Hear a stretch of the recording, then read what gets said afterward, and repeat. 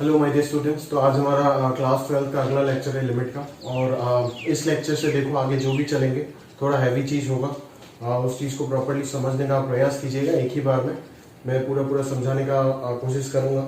और अगर आप ध्यान से समझ इतना पाँचों लेक्चर अगर ध्यान से प्रैक्टिस कर रखे होंगे तो प्रॉपर्ली आप ये सारे कर सकते हैं आराम से। तीनों लेक्चर अभी जो भी 2-3 लेक्चर और बनेंगे, जितने भी लेक्चर आए, मान लो 3 लेक्चर अगर आता है और उन तीनों लेक्चर में प्रॉपर्ली सारे क्वेश्चंस जो मैं कराऊंगा उन सारे क्वेश्चंस को पहले मेरा सॉल्यूशन देख के प्रैक्टिस करो, अच्छे से प्रैक्टिस करो, एक एक चीज को समझो प्रॉपर्ली, फिर जा करके रिमेनिंग क्वेश्चन जो शीट का है जो आपका होमवर्क में गिरेगा उन सारे क्वेश्चंस को अटेम्प्ट करो। समझ में आ रहा है ना? स्ट्रेटेजी वही होनी चाहिए कि 5 लेक्चर जो पुराने हैं वो अच्छे से कंप्लीट हो जाना चाहिए, उसका रेलेवेंट जो होमवर्क दिया गया है वो एक्सरसाइज 1 तक कंप्लीट हो जाने चाहिए। फिर एक्सरसाइज 2 के जितने भी एक्सरसाइज 2 के लेक्चर्स बनाने में सर को लगभग मान लो 4-5 लेक्चर लग रहा है, तो वो 4-5 घंटे में 4-5 घंटा तो नहीं, कम से कम 7-8 घंटे में जितने भी क्वेश्चन एक्सरसाइज 2 में बहुत सारे क्वेश्चन है, जितने भी क्वेश्चन मैं करा के दूंगा वो सारे क्वेश्चन आपको पहले समझना है, कॉपी में नोट करना है प्रॉपरली, बिना देखे लेक्चर से समझने के बाद बिना देख करके आपको करना है कॉपी में। उसके बाद जब वो तैयार हो जाएगा फिर आप एक्सरसाइज 2 के रिमेनिंग क्वेश्चंस और एक्सरसाइज 3 में अगर हाथ डालेंगे तो आसानी से वो सॉल्व हो जाएगा। समझ में आ रहा है ना?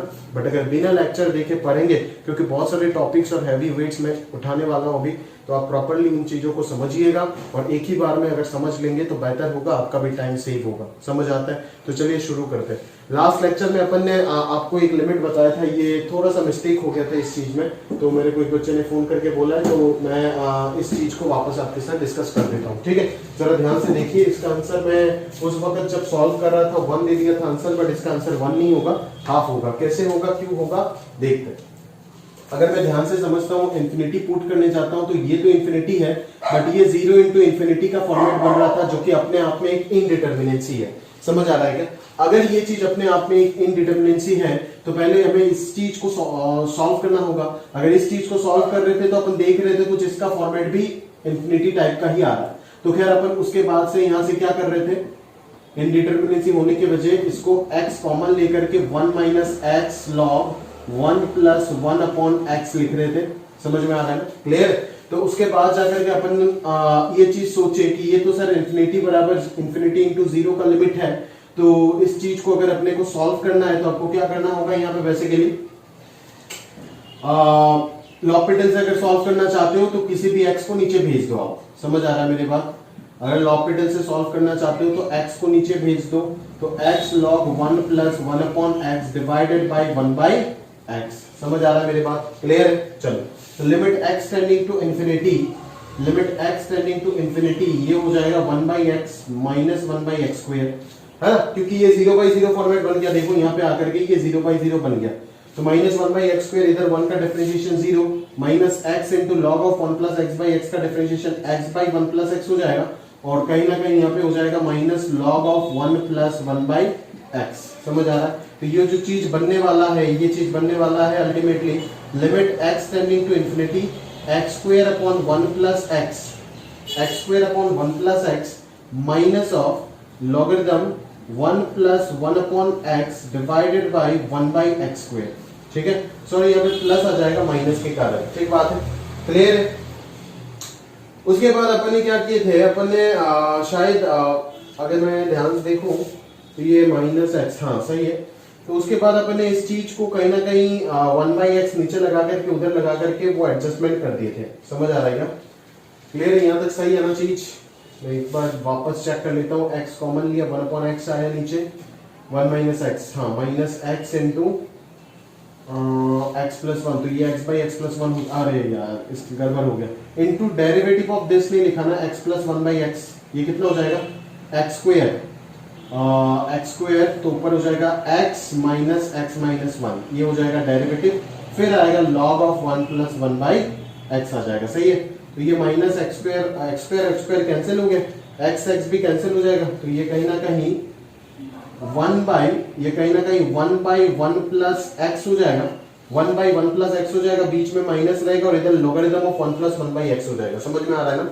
फिर इस स्टेप से मैंने यहाँ पे एक गलती कर दिया था। इस स्टेप में अगर मैं इस यहाँ तक तो मैंने एक स्टेप लॉकपिटल लगाया, एक स्टेप लॉकपिटल यहाँ पे लगाया मैंने, ठीक है। यहाँ पे फॉर्मेट बना था लॉकपिटल का, एक स्टेप लॉकपिटल लगाया, सॉल्व करके यहाँ तक निकाला, ठीक है। फिर वापस अभी वक्त है कि इंफिनिटी पुट करके चेक करें। अगर इंफिनिटी पुट करके चेक करें तो ये कहीं ना कहीं 0 माइनस 0/0 वापस 0/0 फॉर्मेट बन रहा था। बट मैंने उस वक्त क्या कर दिया था, उस जगह पे x टेंडिंग टू इंफिनिटी पे यहाँ पे क्या कर दिया था, 1 प्लस, मतलब इसको 1/x से डिवाइड करके मल्टीप्लाई करके इस लिमिट को हटा करके मैंने 1/x लिख दिया। अभी मैंने क्या किया था, मैं आपको एक बार वापस बता देता हूं। मैंने यहाँ पे log ऑफ 1 प्लस 1/x, समझ में आ रहा है ना, 1 प्लस 1/x को 1/x नीचे रखा और इधर 1/x रखा, समझ में आ रहा है ना। और मैं इस जगह पे इसका लिमिट निकालने का प्रयास कर रहा हूं, ठीक है। तो ये तो कहीं ना कहीं 1 हो जाएगा, बट ये वापस 0 होने की वजह से पूरा एक्सप्रेशन ही 0 को टेंड करेगा, ठीक है। बट मैंने इसको 1/x से रिप्लेस कर दिया था, जो मेरा गलती था उस दिन, समझ में आ रहा है ना, क्लियर है। तो इसको आप ऐसे ना करके मैं आसान सा चीज आपको बताता हूं कि आप 1/x का झंझट ही हटा दो यहां से और इसको y टेंडिंग टू 0 लिख दो। मतलब बोले तो क्या कि सर अपने y का वैल्यू आपने 1/x मान रखा है, ठीक है। तो x अगर इंफिनिटी टेंड कर रहा है तो y किसको टेंड करेगा, 0। तो ये हो गया y/1 प्लस y माइनस ये हो जाएगा आपका log of 1 plus y divided by ये हो जाएगा y स्क्वायर। एलसीएम ले लो, काम खत्म हो जाएगा। Limit y tending to 0 y minus 1 plus y into log of 1 plus y, समझ आ रहा है क्या, divided by y square into 1 plus y, जो कि अगर तरीके से लिखूं तो y square plus y cube हो जाएगा, सही है। वापस पुट करो तो ये 0/0 का फॉर्मेट है। अभी आप डिफरेंशिएट मार दो। बेसिकली यहाँ पे भी अगर आप एलसीएम y वगैरह ना करके अगर यहाँ पे भी आप डायरेक्टली एलसीएम ले लेते, लेने के बाद लॉकपिटल लगा देते तो काम हो जाता। बट मैं थोड़ा सा इसको लॉकपिटल को आसान करने के लिए y सब्स्टिट्यूट करके लॉकपिटल लगा दिया। तो वापस लॉकपिटल लगाओ तो ये 1 minus 1 plus y into log 1 plus y का डिफरेंशिएशन वही रहेगा, 1/1 प्लस y तो कैंसिल हो जाएगा, minus log of 1 plus y हो जाएगा। इधर आ जाएगा आपका ट्वाइस y, इधर हो जाएगा आपका twice y into 1 twice y plus 3y square, सही है भाई। y square 2y plus 3y square हो जाएगा, सही है। तो ये हो जाएगा लिमिट y टेंडिंग टू 0, 1 तो कैंसिल हो गया, minus of log 1 plus y by y common ले लेते हैं और इधर रह जाएगा 1 डिवाइडेड बाई 2 प्लस 3y, ठीक है। तो अभी तो ये किसको टेंड कर जाएगा, देखो जरा ध्यान से, ये किसको टेंड कर जाएगा भाई, ये किसको टेंड करेगा, ये तो 1 को टेंड करेगा ना, बिकॉज 1 टेंडिंग टू 0। और इधर अगर y का वैल्यू 0 डालेंगे तो आंसर जो है वो कहीं ना कहीं -½ आने वाला है, समझ में आ रहा है, क्लियर है। तो वही आएगा आंसर जो मेरा उस दिन 1 आ रहा था, उसमें थोड़ा सा मिस्टेक है। क्या मिस्टेक है मैंने आपको प्रॉपर्ली बता रखा है, ठीक है। तो उस चीज को ध्यान दीजिएगा। इस प्रकार की चीजें मैंने उस दिन जल्दबाजी में कर दी, तो आप इस प्रकार की चीजें ना कीजिएगा कभी भी, ठीक है ना। हाँ, 1/x से आप मल्टीप्लाई डिवाइड करेंगे तो ये लिमिट 1 जरूर होगा, बट इसका मतलब ये नहीं कि मैं इस जगह पे 1/x लिख दूं, समझ में आ रहा है ना, क्लियर है। बिकॉज लिमिट 1/x किसको टेंड कर जाएगा, 0 को टेंड कर जाएगा। तो यहाँ पे 0 होना चाहिए तरीके से, अगर आप देखोगे प्रॉपर्ली, ठीक है। तो चीजें जो है वो काफी सिंप्लीफाई हो जाएगा है। तो और अगर 0 आप लिख भी देते हो, 0 भी लिख देते हो तो भी गड़बड़ हो जाएगा, बिकॉज आप एक लिमिट को सॉल्व ही नहीं कर रहे हो और एक लिमिट को सॉल्व करके आंसर निकाल दिए, ठीक है। तो यहाँ पे इस प्रकार का कंट्रडिक्शन है। तो ये सारी चीजों के लिए बचने के लिए आप बेसिकली आसान है तो आप सब्स्टिट्यूशन कर लो, सिंपल बना दो चीजों को, या तो आप वापस एलसीएम वगैरह लेकर के लॉकपिटल लगाओ तो वही हाफ मिलेगा आपको, ठीक है। तो इस चीज को आप ध्यान से थोड़ा सा देख लीजिएगा प्रॉपर्ली, समझ आता है क्या। आगे अपन बाकी क्वेश्चंस को देखते हैं जो आज के क्लास में अपन डिस्कस करने वाले हैं, ठीक है।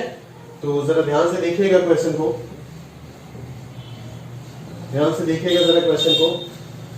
पहला क्वेश्चन 52, पहला क्वेश्चन 3 का 52 वाला क्वेश्चन मैं उठा रहा हूं, ध्यान से देखिए। लास्ट क्लास में अपन ने काफी हद तक डिस्कस कर रखे थे, ठीक है, जो भी अच्छे अच्छे प्रॉब्लम्स है, ठीक है। तो यहाँ पे देखिए limit x tending to 0 sin x plus logarithm of under root of 1 plus sine square x minus sine x divided by sine cube x divided by sine cube x, सही बात है भाई। अब इस चीज को अपन कैसे संभाले, जरा ध्यान से देखिएगा। अगर पहले फॉर्मेट चेक करना चाहते हैं तो जरा x का वैल्यू आप 0 डालिए यहाँ पे, तो कहानी आपको समझ में आएगा धीरे धीरे। ये साइन 0 0 हो जाएगा, ये हो जाएगा आपका 1 माइनस 0 log 1 और log 1 भी हो जाएगा 0, तो कहीं ना कहीं ये 0/0 का फॉर्मेट है। अगर ये 0/0 का फॉर्मेट बन रहा है और कहीं ना कहीं आप l'Hopital के बारे में सोच रहे हो तो आप बहुत बड़ा गलती कर रहे हो यहाँ पे, क्योंकि इस चीज का डिफरेंशिएशन उतना आसान नहीं है जितना आपको लग रहा है। बिकॉज यहाँ पे देखो साइन क्यूब है, वो तो आपको दर्द देगा ही देगा, 3 science into cos, that is काफी गंदा हो जाएगा, 3 साइन स्क्वायर इंटू कॉस आएगा, फिर प्रोडक्ट रूल लगेगा सेकंड स्टेप डिफरेंशिएशन में। तो कहीं ना कहीं इस चीज से बचने के लिए साइन एक्स यहाँ पे हर जगह पे प्रेजेंट है। अभी हर क्वेश्चन में भी ऐसा नहीं होगा, ये भी ख्याल है ना, हर क्वेश्चन में भी ऐसा नहीं होगा, बिकॉज यहाँ पे पूरे क्वेश्चन में हर जगह पे साइन एक्स जैसा नलायक पैदा हुआ है। तो इसीलिए इस चीज को हटाने के बारे में मैं कहीं ना कहीं सोचूंगा, ठीक है। तो अगर मैं इस चीज को हटाने के बारे में सोचूंगा तो मेरे को सब्स्टिट्यूशन यूज करना होगा। तो मैं t का वैल्यू क्या मान लेता हूं, sin x मान लेता हूं, as x is tending to 0 बराबर t भी क्या 0 को टेंड कर रहा होगा, बिकॉज sin थीटा 0 को टेंड करेगा अगर थीटा 0 के नजदीक है। तो इस चीज को अगर मैं सब्स्टिट्यूट कर देता हूं तो कहीं ना कहीं दिखने में एक आसान लिमिट बनेगा, हकीकत में होगा या नहीं वो तो नहीं पता, बट दिखता तो है ये आसान, ठीक है। इस चीज से काफी आसान दिखता है ये लिमिट, समझ में आ रहा है ना। अभी बोले तो ये क्या है, ऑब्वियसली बस सब्स्टिट्यूशन ही किया तो लिमिट का फॉर्मेट तो चेंज नहीं होगा ना, ये भी स्टिल 0/0 इंडिटरमिनेंसी है। अभी अगर l'Hopital लगाने के बारे में सोचे तो थोड़ा सा साहस मिलता है सबको कि नहीं अभी l'Hopital लगाया जाए तो शायद कुछ ना कुछ हो सकता है, बट पहले तो बिल्कुल कोई उम्मीद ही नहीं लग रहा था। टी क्यूब का डिफरेंशिएशन 3t स्क्वायर हो गया और t का डिफरेंशिएशन 1 हो गया, प्लस log ऑफ समथिंग का डिफरेंशिएशन हो गया 1 बाय दिस, ठीक है, 1 by something into log of sir का differentiation 1 by sir into derivative of sir. Derivative of sir क्या हो जाएगा, ये हो जाएगा आपका रूट ऑफ समथिंग का डिफरेंशिएशन हो जाता है 1/2 रूट ऑफ समथिंग, कहने मतलब रूट एक्स का differentiation x to the power half है ना भाई, half into x to the power half minus 1, तो ये कहीं ना कहीं 1/2 रूट एक्स आता है। उसी लॉजिक से अपन बोल रहे हैं कि रूट ऑफ समथिंग का डिफरेंशिएशन हो जाएगा 1/2 root of something into derivative of sir कितना हो जाएगा ट्वाइस t माइनस t का डिफरेंशिएशन हो जाएगा आपका 1। समझ में आया ना। तो ये 2 अपन ने यहां से कैंसिल कर दी। आगे अगर अपन सोचे तो ये लिमिट t टेंडिंग टू 0 वाला केस ही है अभी तक, ये 3t स्क्वायर हो गया, ये 1 प्लस, देखो अगर इधर एलसीएम लेते हैं तो न्यूमरेटर में जो फैक्टर आएगा वो डिनोमिनेटर को कैंसिल करने के लिए बहुत उतावला हो रखा है, तो इससे एक माइनस साइन कॉमन लेते हैं, ये दोनों फैक्टर कैंसिल हो जाएगा। तो अगर मैं डायरेक्ट लिखूं तो ये कहीं ना कहीं मेरे को इस प्रकार का चीजें दे रहा होगा, समझ आता है क्या आपको, क्लियर है भाई। तो अभी आप इसको एलसीएम ले लीजिए, अभी भी सॉल्व खत्म नहीं हुआ है, इसीलिए अपन ने फॉर्मेट अभी तक चेक नहीं किया है। डिफरेंशिएशन फर्स्ट बार करने के बाद जो फॉर्मेट आने वाला है वो अभी आप चेक कर सकते हो। डालिए 0 डालने के बाद वापस आपको 0/0 का फॉर्मेट दिख रहा है, और अभी आपको इरेशनल टर्म यहाँ पे दिखने के साथ साथ ही रैशनलाइजेशन का याद आ रहा होगा।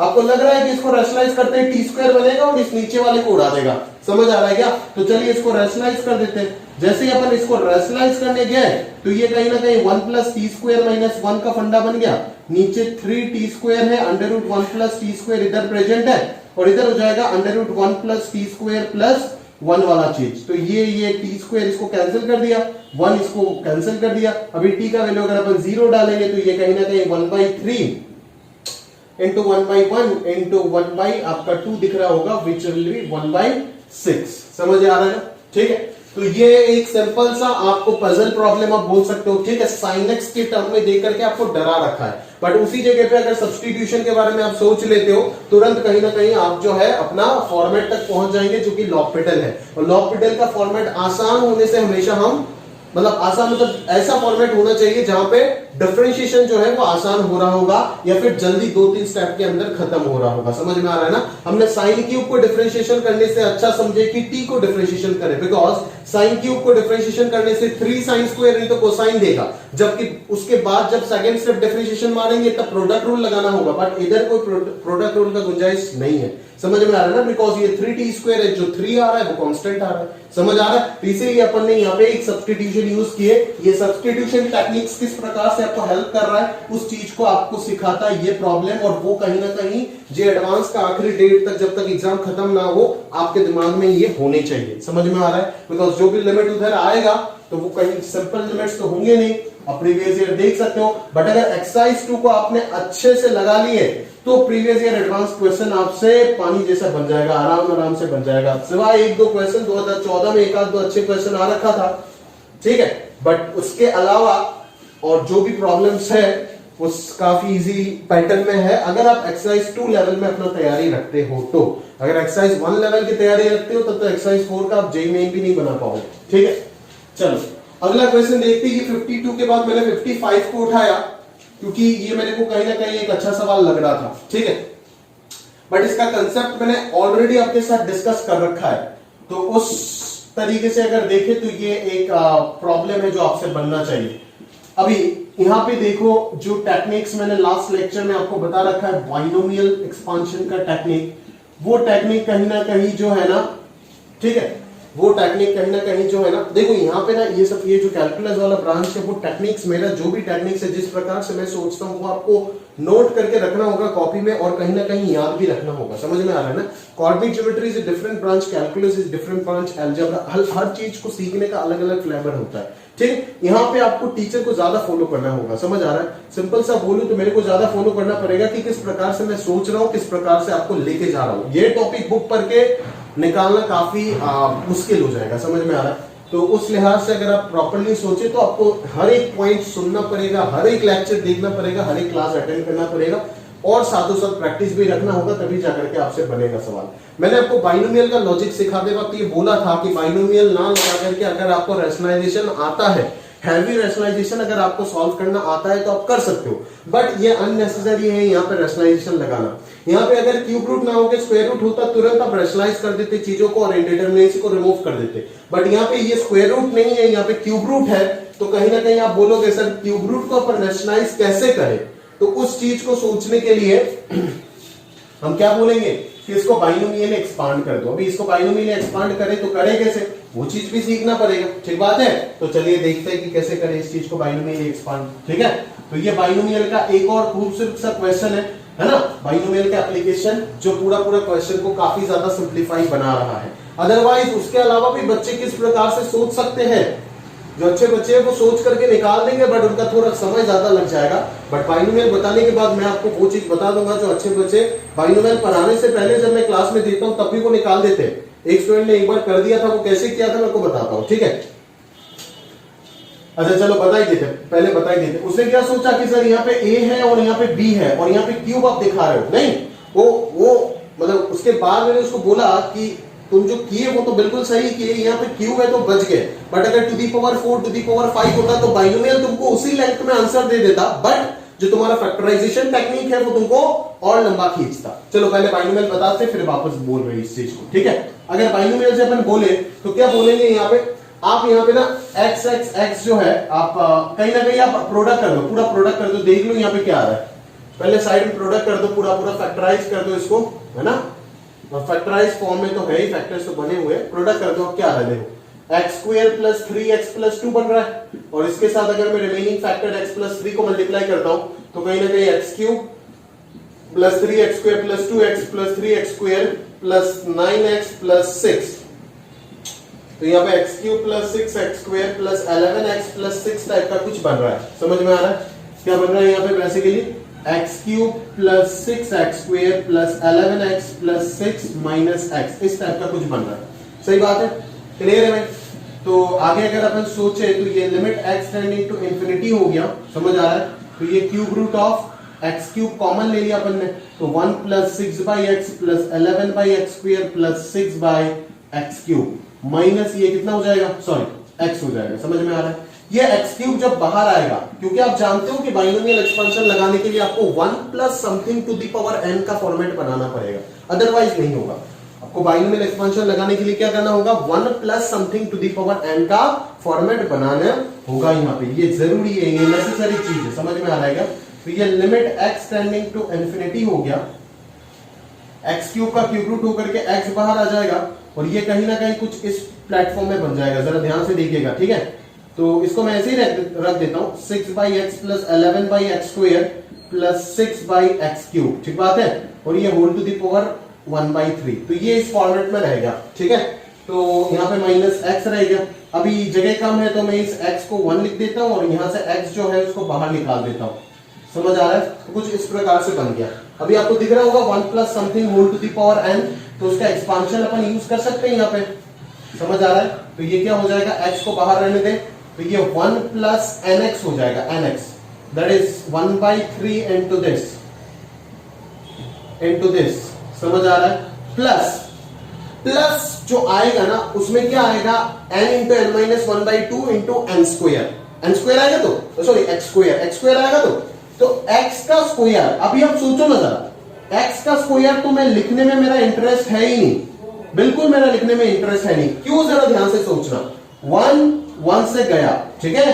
अभी ये x वाला टर्म इस 1/x को कैंसिल करके आंसर देगा, और x वाला term x square 1/x square वाले टर्म से आंसर तो 0 होना शुरू हो जाएगा ना, क्योंकि x से x स्क्वायर कैंसिल होगा, x से x क्यूब वाला और भी टर्म मिलेगा। यहाँ पे सब कुछ ऐड होने के बाद जो भी final something into 1/x square आएगा, उसको बाहर वाला x जब काटेगा तो नीचे x डाल देगा, नीचे x स्क्वायर x क्यूब ये सब चलता जाएगा। As x is tending to infinity तो वो सारे टर्म क्या होता जाएगा, 0 होता जाएगा। समझ में आ रहा है, तो वो सब लिखना ना लिखना बराबर है। तो इसीलिए अपन ने सोचा कि जो x स्क्वायर वाला टर्म है उसमें तो मिनिमम टर्म ही आएगा x स्क्वायर, फिर x टू दी पावर 4, फिर x टू दी पावर 6, फिर प्रोडक्ट ऑफ 2, तो ये सारे टर्म x स्क्वायर से बड़े होंगे। तो इसीलिए मैंने उनको डॉटेड में घुसा दिया, बिकॉज उनके साथ जब x प्रोडक्ट करेंगे तो डिनोमिनेटर में एक x बचा रहेगा। As x is tending to infinity therefore the whole term becomes 0। समझ में आ रहा है। तो अल्टीमेटली जो मेरा आंसर डिसाइड करने वाला है वो सिर्फ ये वाला फैक्टर डिसाइड करने वाला है। तो आंसर जो हो जाएगा यहां से निकल करके 6/3 कहीं ना कहीं कुछ 2 टाइप का हो जाएगा। समझ आ रहा है, क्लियर है। तो ये हो गया आपका फाइनल आंसर इस क्वेश्चन के लिए। समझ आ रहा है, क्लियर है। अभी कुछ बच्चे क्या सोचते हैं कि सर सोचते हैं कि आपने तो यहाँ पे ए और बी वाला फॉर्मेट बना दी सर, तो ए और बी वाला फॉर्मेट अगर आप बना रहे हो तो अपन ना कुछ वो टर्म एडजस्ट कर देते हैं। ए माइनस बी के साथ हम लोग a square plus a b plus b square वाला टर्म एडजस्ट कर देंगे ऊपर नीचे।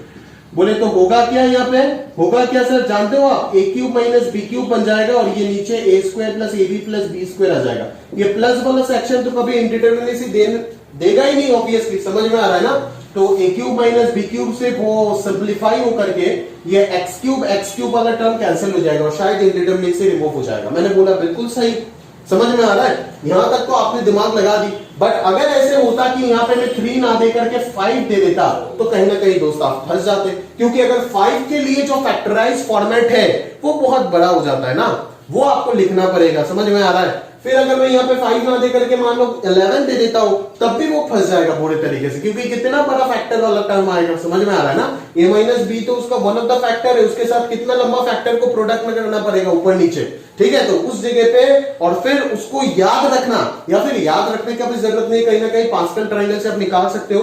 तो उस चीज को वहां पे अप्लाई करना मतलब स्पेस काफी ज्यादा लग जाएगा और समय भी काफी ज्यादा जाएगा और फालतू में आपको चीजें ज्यादा सोचने पड़ेंगे। ठीक है, कर तो सकते हैं बट जो मैं आपको रिस्ट्रिक्शंस बता रहा हूं क्यों, वो इसीलिए बता रहा हूं ताकि समय और टाइम ज्यादा लगेगा। ठीक है, समय और टाइम क्या बोल रहा हूं, स्पेस ज्यादा लगेगा। ठीक है, तो उस चीज के लिए मैं इसको प्रेफर करूंगा कि बाइनोमियल से चीजों को करो तो बेटर होगा, है ना। तो आसानी से उतना ही लेंथ में यहाँ पे मान लो यहाँ पे 11 हो 15 हो कुछ भी हो हमें फर्क नहीं पड़ता है, बस ये एलएक्स के फॉर्मेट में बाहर आ जाएगा। ठीक है, और बाइनोमियल इस चीज को अपन एक्सपांड कर सकते हैं। समझ आ रहा है ना। तो कहीं ना कहीं इस प्रकार से हम आसानी से जो चीजों को है वो सॉल्व कर सकते हैं। ठीक है, आप प्रॉपर्ली नोट कर लीजिएगा। मैं अगले क्वेश्चन की ओर बढ़ता हूं।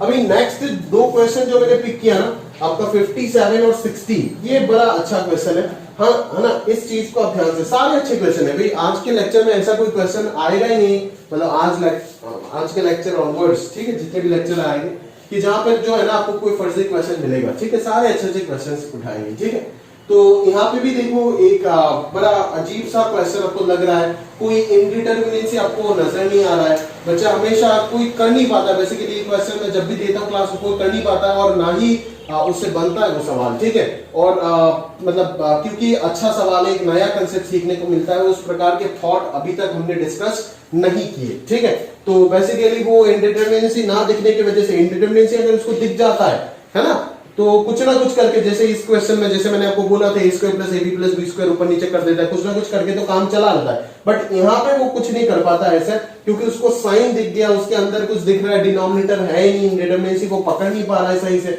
इस प्रकार के फ्रस्ट्रेशन आता है उसके अंदर। तो इस प्रकार की क्वेश्चन जब भी आपके सामने आएगा, ठीक है, समथिंग इनटू ट्रिग्नोमेट्री कुछ, ठीक है, अगर इस फॉर्मेट में है और टेंडिंग इंफिनिटी वाला पैटर्न है, ये दोनों क्वेश्चन के लिए मैं बोल रहा हूं। ठीक है, तो आप इस प्रकार के थॉट्स को अप्लाई कर सकते हो। जरा ध्यान से देखिएगा वो थॉट क्या है। ठीक है, तो n tending to infinity -1 to the power n-1। सही है भाई, ठीक है।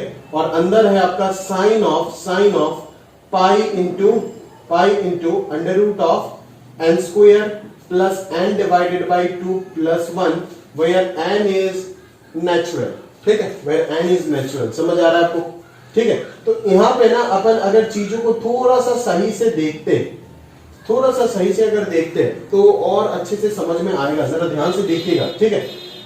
हो क्या रहा है यहाँ पे कुछ पता नहीं चल रहा है कि किससे डिवाइड करे। अभी ये चीज जो है, ये चीज किसको टेंड कर रहा है? ऑब्वियसली इंफिनिटी को टेंड कर रहा है। अभी साइन इंफिनिटी क्या है किसी को पता नहीं है, ठीक है। अभी -1 टू दी पावर इंफिनिटी क्या है वो भी कुछ पता नहीं है। एक तो ये हरामी हमेशा प्रॉब्लम दे रहा है, समझ में आ रहा है ना। तो इस नलायक को हटाने के लिए इसके जैसा ही अगर एक और चीज आ गया तो कहानी में कोई ना कोई दम होगा जरूर, ठीक है। क्योंकि इसका स्क्वायर अगर अपन कर देते तो -1 स्क्वायर 1 हो जाएगा। 1 टू दी पावर कुछ भी डालो, एग्जैक्ट 1 टू दी पावर कुछ भी डालो तो आंसर जो है वो हमेशा 1 ही आएगा, ठीक है।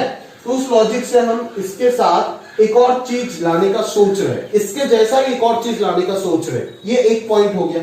दूसरा पॉइंट हो गया कि यहाँ पे रेडिकल दिख रहा है आपको, रूट दिख रहा है, समझ में आ रहा है ना। तो इसके साथ अगर डिफरेंस में कुछ टर्म वगैरह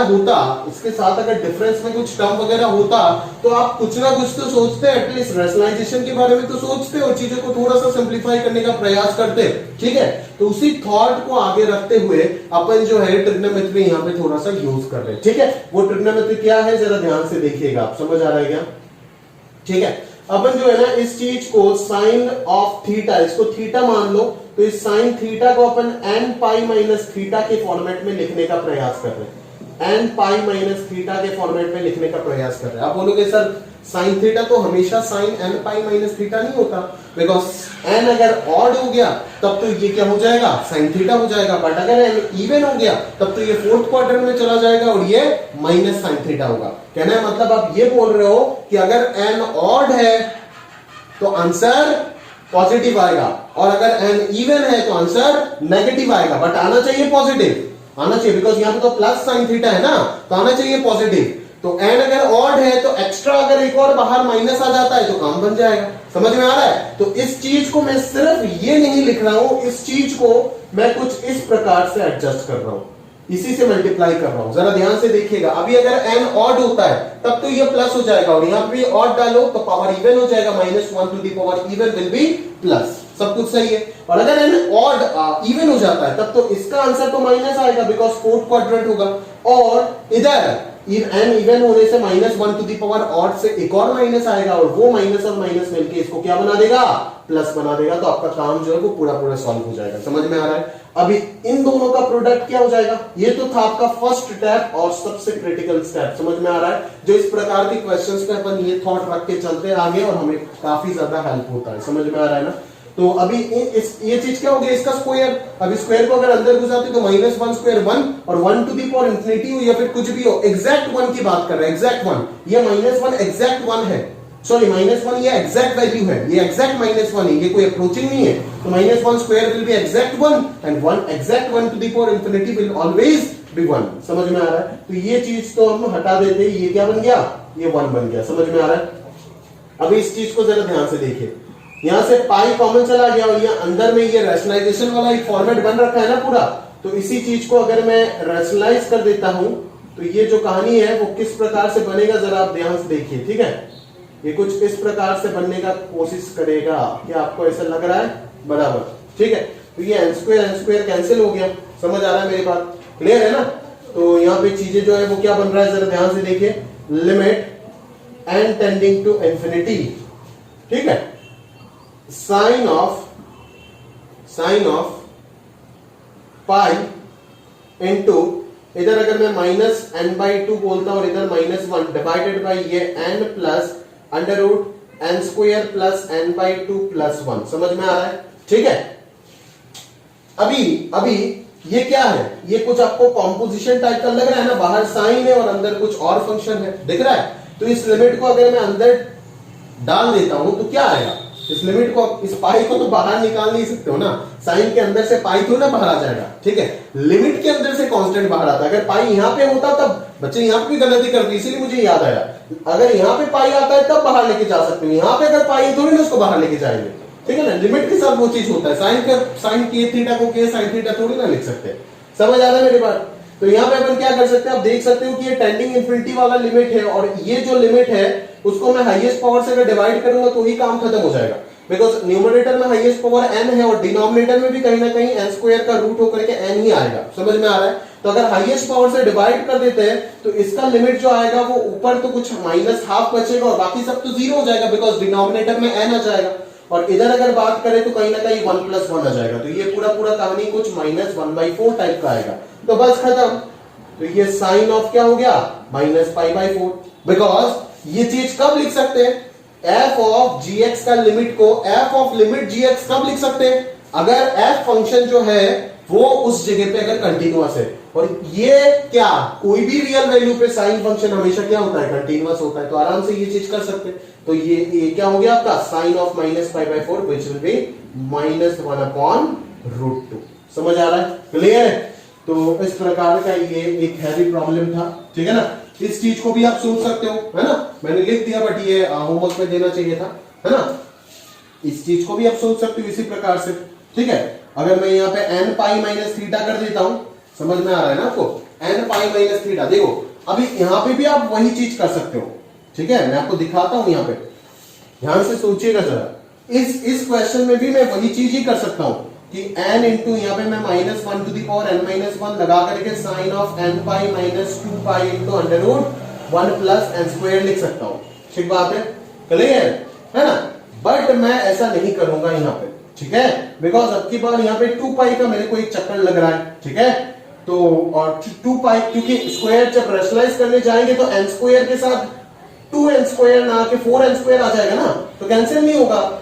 समझ में आ रहा है? जैसे यहाँ पे कैंसिल हो रहा था तो कैंसिल नहीं होगा। एक प्रॉब्लम तो ये है, इस प्रकार से चेंजेस करने से एक प्रॉब्लम तो ये हो रहा है, समझ में आ रहा है। और दूसरा मेजर प्रॉब्लम हो रहा है, यही मेजर प्रॉब्लम है। और दूसरा प्रॉब्लम हो रहा है कि इस नालायक को क्या करेंगे। अभी इसको खत्म करने के लिए पहले तो यहाँ पे सेम टर्म था, अभी अब के बार तो यहाँ पे वो टर्म भी गायब है। समझ में आ रहा है? तो इसीलिए यहाँ पे कुछ और करने का हम कोशिश करते हैं। वो क्या है, जरा ध्यान से देखिएगा।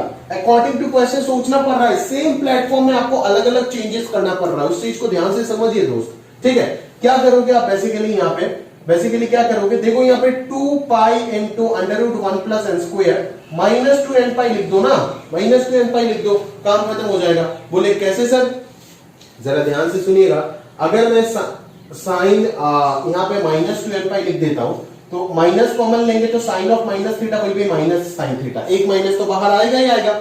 और साइन ऑफ 2nπ - θ तो हमेशा -sin θ होगा ना, तो ये माइनस माइनस एक और माइनस बाहर आकर के इसका वैल्यू हमेशा इसके इक्वल ही होगा। अब ध्यान से सोचो, इस चीज का वैल्यू हमेशा इसके इक्वल ही होगा। साइन 2nπ - θ का वैल्यू हमेशा साइन थीटा ही होता है। समझ में आ रहा है? सॉरी, साइन थीटा ये नहीं बोल रहा हूं, थीटा -2nπ का वैल्यू साइन थीटा ही होता है हमेशा।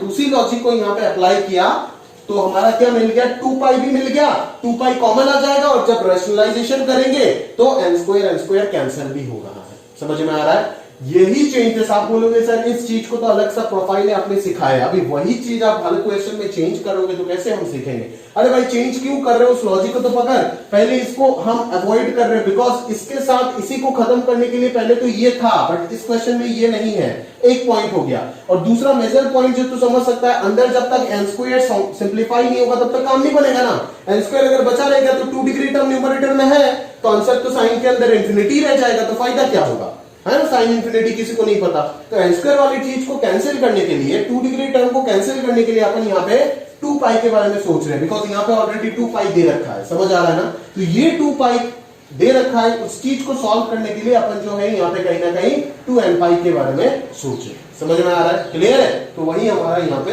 लॉजिक था।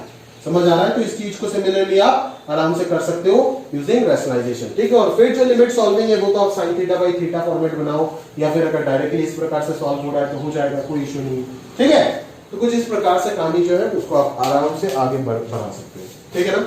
चलो आगे देखते हैं, अगले क्वेश्चन की ओर देखते हैं, ठीक है। एक एक चीज को ध्यान से समझना पड़ेगा, हर एक चीज के पीछे लॉजिक है। सर आपको कुछ रटा नहीं रहे या फिर फालतू में आपको कुछ पढ़ा नहीं रहा हूं, ठीक है। हर एक चीज के पीछे लॉजिक है, क्यों ऐसे कर रहा हूं, हर जगह पे बोल के दे रहा हूं। समझ आ रहा है? आगे देखिए, लिमिट एक्सटेंडिंग टू 0 प्लस, ठीक है। ये सब क्वेश्चन जो है ना, ये मतलब इतना अच्छे क्वेश्चन है ना, मतलब क्या बोलूं आपको, क्वेश्चन देखते बच्चे घबरा जाएंगे, ठीक है। सॉल्व करना तो दूर की बात है, बट है कुछ नहीं क्वेश्चन में, ठीक है ना, है कुछ नहीं। m, n दोनों के दोनों नेचुरल है, ध्यान से सोचिए। लिमिट एक्सटेंडिंग टू 0 प्लस, अभी 0 प्लस पे ये क्या देगा, 0 प्लस के पावर में इंफिनिटी, अगर नेचुरल नंबर अगर डाल रहे हो तो आंसर क्या आएगा, 0 के आसपास ही आएगा। और log 0 इंफिनिटी, तो ये कहीं ना कहीं 0 इंटू इंफिनिटी का इनडिटर्मिनेंसी है, सही बात है। आगे देखते हैं, अगर ये 0 इंटू इंफिनिटी का इनडिटर्मिनेंसी है तो मेरे बात सुनो ना आप, लॉपिटल से तो इसको सॉल्व कर सकते हो, ठीक है, बट कैसे करोगे, किसी भी एक को डिनोमिनेटर में भेजोगे ताकि ये 0/0 या इंफिनिटी में कन्वर्ट हो जाए, सही बात है।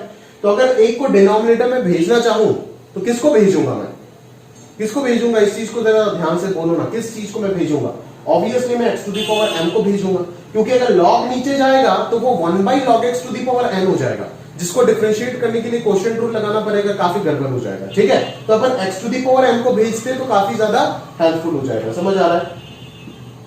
तो ये log x whole to the power n और नीचे हो जाएगा x to the power minus of m, सही बात है, क्लियर है। चलो, तो ये हो जाएगा आपका limit x tending to 0 plus, सही है ना।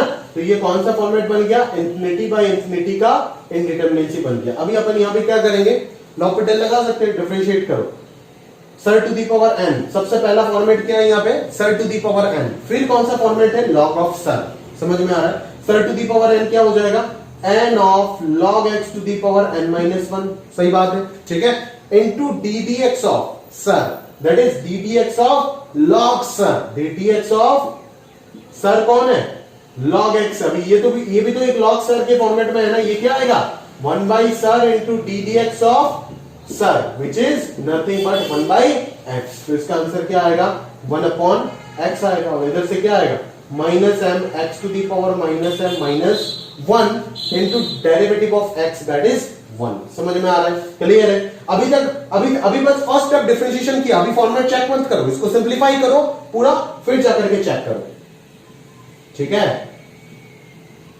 तो ये क्या बन गया ultimately, n of log x to the power n minus 1 ऊपर बना, नीचे बन गया minus m x to the power, इस ये x नीचे आएगा ना, जब ऐड होगा ultimately x to the power minus m ही बचेगा, समझ में आ रहा है। तो ये था आपका फर्स्ट स्टेप, ये था आपका सेकंड, ठीक है। डिफरेंशिएट करने के बाद फाइनल फॉर्मेट ही आया, put x equal to 0, it will become infinity upon infinity, again indeterminacy continuous, समझ में आ रहा है ना। इनडिटरमिनेसी अगर कंटिन्यू है आपको क्या करना पड़ेगा, लॉपिटल अप्लाई करना पड़ेगा, लगाओ लॉपिटल वापस, ठीक है, इसको हटा देते ये सब, लॉपिटल वापस लगाते, जरा ध्यान से देखिएगा, ठीक है, पेशेंस रखना पड़ेगा। लिमिट एक्सटेंडिंग टू 0 प्लस, ठीक है, ऊपर क्या आएगा, n into n minus 1 into log x whole to the power n minus 2 into derivative of sir will be 1/x, और नीचे कितना आएगा, minus m into minus m into x to the power minus m minus 1 into derivative of sir will be 1। Simplify करो, ये third step होगा, तो ये कितना हो जाएगा, n into n minus 1 into log x n minus 2, ठीक है, और नीचे आ जाएगा ये m स्क्वायर, और इधर x to the power minus m minus 1 और ये प्लस 1 मिलकर के माइनस m बन जाएगा। मतलब मैं देख क्या रहा हूं, जरा ध्यान से देखो एक चीज को, मैं देख रहा हूं कि हर बार डिफरेंशिएशन लगाने के बाद नीचे तो x to the power minus m ही बन रहा है, कोई चेंजेस हो ही नहीं रहा है, बट यहाँ पे एक माइनस m मल्टीप्लाई होता जा रहा है, समझ में आ रहा है ना। इसको ऐसे लिखे तो और सुंदर लगेगा, minus m into minus m, ठीक है, माइनस m। एक और बात, अगर सेकंड स्टेप डिफरेंशिएशन करें तो डायरेक्ट आंसर में लिख सकता हूं, क्या आएगा, बोलो क्या आएगा, ऊपर आ जाएगा n into n minus 1 into n minus 2 into log x to the power n minus 3 आएगा, और यहाँ पे क्या आएगा, minus m into minus m x to the power minus m, बोलो ये आएगा, समझ में आ रहा है, क्लियर है। तो इस प्रकार से मैं डिफरेंशिएशन करते करते डिनोमिनेटर में तो वेरिएबल में कोई चेंजेस आएगा ही नहीं, बट न्यूमरेटर कभी ना कभी क्या हो जाएगा, खत्म हो जाएगा, n-3 n-4 n-5 होते होते होते होते एट ए टाइम पावर में क्या आ जाएगा, 0 आ जाएगा, और तब के बाद आंसर क्या हो जाएगा, 1 हो जाएगा, समझ में आ रहा है ना। क्योंकि आप जानते हो यहाँ पे n नेचुरल है, n अगर नेचुरल है तो कभी ना कभी तो खत्म होगा ना भाई 1 पे आकर के, ठीक है। तो लास्ट क्या पॉसिबल है, 0 आएगा, यहाँ पे 0 आएगा ना सबसे लास्ट में, तो 0 अगर आएगा तो उसके बाद जाकर के आप क्या करोगे, खत्म हो जाएगा। मतलब ये 3 4 5 ये होते होते क्या होगा, n होगा ना। ये जो चीज सब्ट्रैक्ट हो रहा है ये चीज धीरे धीरे कभी ना कभी n हो जाएगा, तो पावर 0 हो जाएगा। समझ में आ रहा है? तो ये n इंटू n माइनस 1 एकदम n times differentiation, n times L'Hôpital का क्वेश्चन हो गया। समझ में आ रहा है ना? n टाइम्स LH रूल लगाने के बाद जो एक्सप्रेशन बनेगा आपका वो क्या बनेगा, मैं आपको लिख के दे रहा हूं। देखो n into n minus 1 into n minus 2 इस प्रकार से चलते चलते 4 3 2 1 आ जाएगा, और इधर से minus m to the power. देखो एक बार डिफरेंशिएशन लगाया तो ये आया, दो बार डिफरेंशिएशन लगाया तो दो बार आया, तीन बार लगाया तो तीन बार आया, n बार लगाओगे तो n बार आएगा। समझ में आ रहा है? और इधर तो आपका x to the power minus m ही बचेगा। समझ आ रहा है? क्लियर है? पक्का? चलो तो अभी अगर मैं x का वैल्यू 0 प्लस डाल देता हूं तो ये 0 प्लस क्या हो जाएगा, किसको टेंड करेगा भाई, ये पूरा वैल्यू किसको टेंड करेगा, इस x to the power m को भले मैं ऊपर लेके चलता हूं ना x to the power m करके, ये माइनस m था उधर चला गया x to the power m हो गया। अभी अगर x is tending to 0 because ये तो पूरा n फैक्टोरियल बन रहा है, n फैक्टोरियल डिवाइडेड बाय ये minus m to the power m बन रहा है और साथ में है x to the power m। अभी x अगर टेंडिंग टू 0 है तो पूरा आंसर किसको टेंड करेगा, 0 को टेंड करेगा, जिसका लिमिटिंग वैल्यू कितना आ जाएगा, 0 आ जाएगा। समझ में आ रहा है? क्लियर है? इसका आंसर भी शायद गिवन है, मैं एक बार चेक कर लेता हूं इसका आंसर क्या था। इसका आंसर एग्जैक्टली कौन सा नंबर है रे भाई,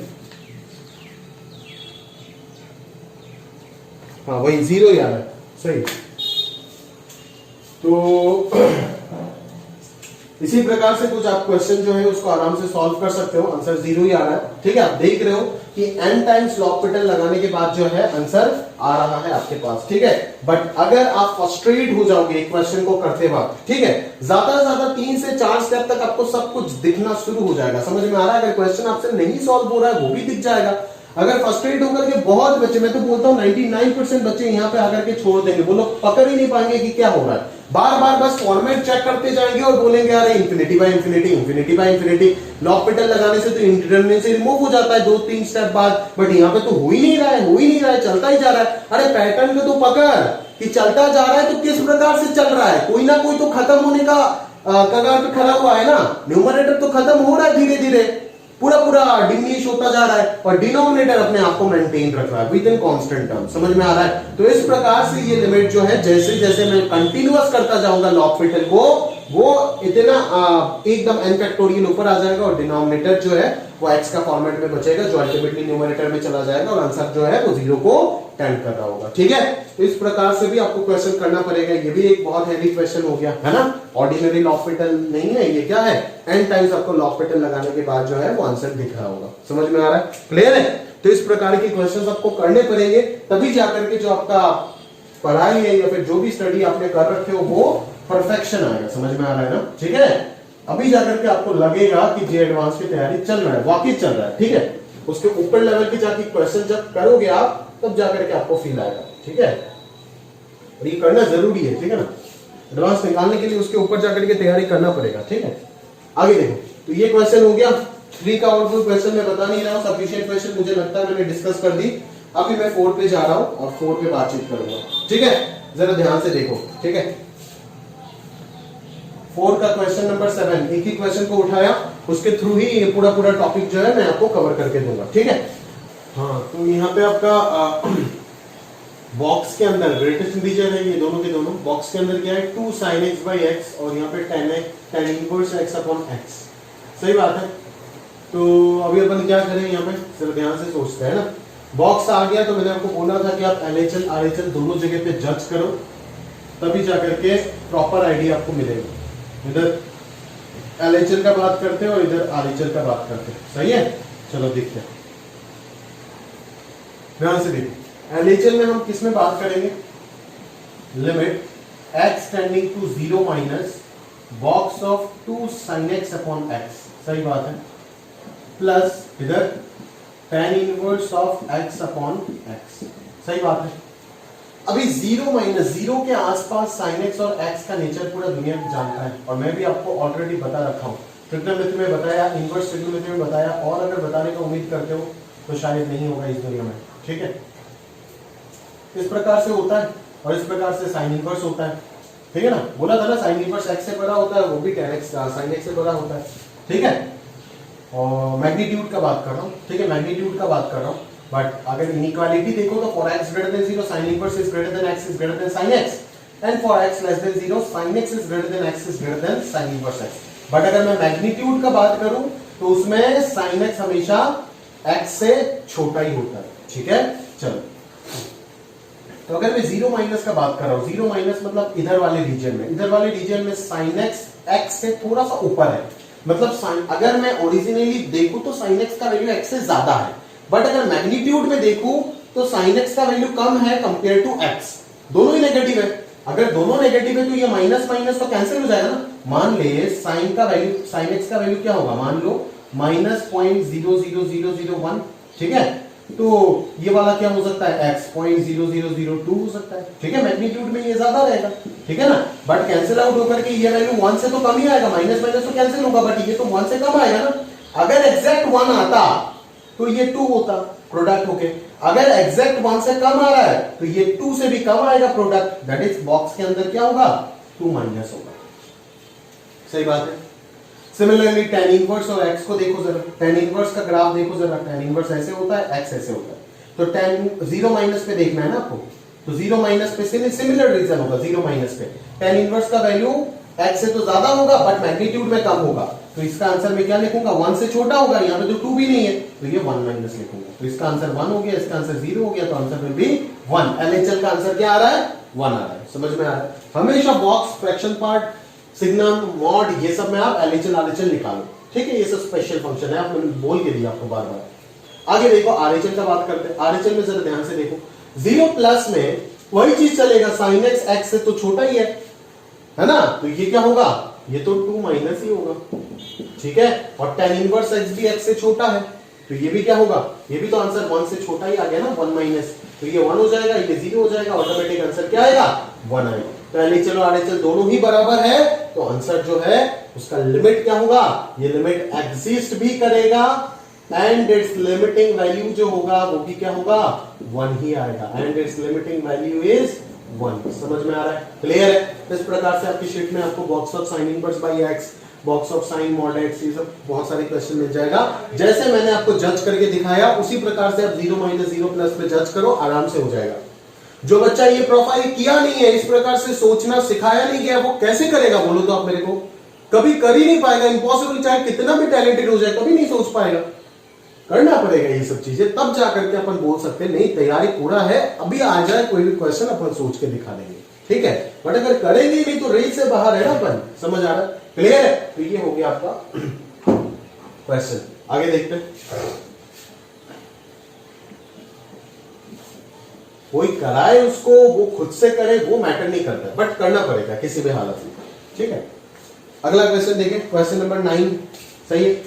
यहां पे भी वही फ्रैक्शन पार्ट वाला पैटर्न आपको दिख रहा है, fraction part, limit x tending to 2 sine of fraction part of x divided by fraction part of x plus 2, सही बात है, क्लियर है, पक्का। तो फ्रैक्शन पार्ट वाले क्वेश्चन मैंने लास्ट क्लास में भी कराया था, आप जानते थे, उधर सब्स्टिट्यूशन मैंने यूज किया था, है ना, क्योंकि नेचर चेंज होता है ना, 2 प्लस और 2 माइनस में फ्रैक्शन पार्ट का नेचर चेंज हो जाएगा पूरा पूरा, आप जानते हो, ठीक है। अगर इसको दो पार्ट में अपन तोड़े तो इधर आप LHL बात करो, इधर RHL का बात करो।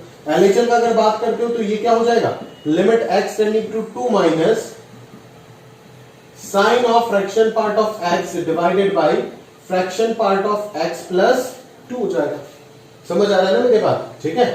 तो ये LHL हो गया, ये RHL हो गया, सही बात है।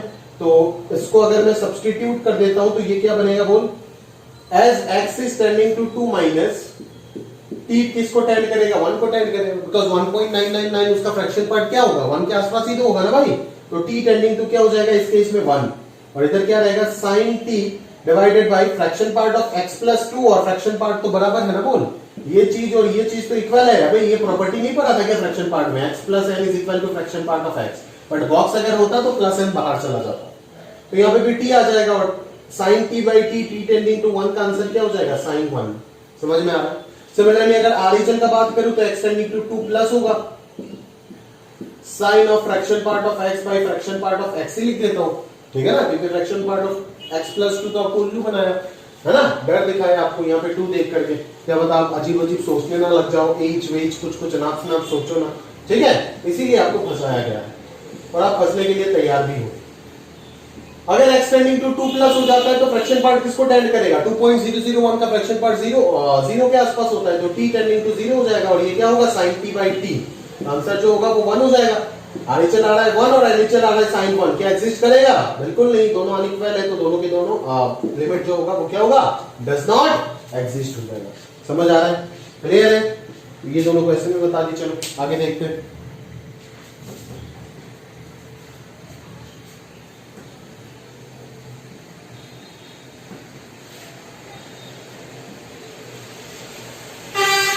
देखो क्वेश्चन नंबर 6 देखो, 6 में क्या आ रहा है, limit x tending to infinity under root of x square plus b x minus a x का वैल्यू दे रखा है 2 और आपको बोला है a और b का वैल्यू निकालना। आप जानते हो इस प्रकार के प्लेटफॉर्म को क्या करते हैं ना, लिमिट 2 दिया हुआ है मतलब लिमिट एग्जिस्ट भी कर रहा है और उसका लिमिटिंग वैल्यू 2 है, तो इसको सॉल्व करने के लिए इंफिनिटी माइनस इंफिनिटी फॉर्मेट है। इसको सॉल्व करने के लिए ऑब्वियसली आप सबसे पहले तो रैशनलाइजेशन ही करोगे, क्योंकि इंडिटरमिनेसी को चेंज तो करना पड़ेगा ना, उसके बाद लॉपेटेल वगैरह जो भी लगाना है लगाओ।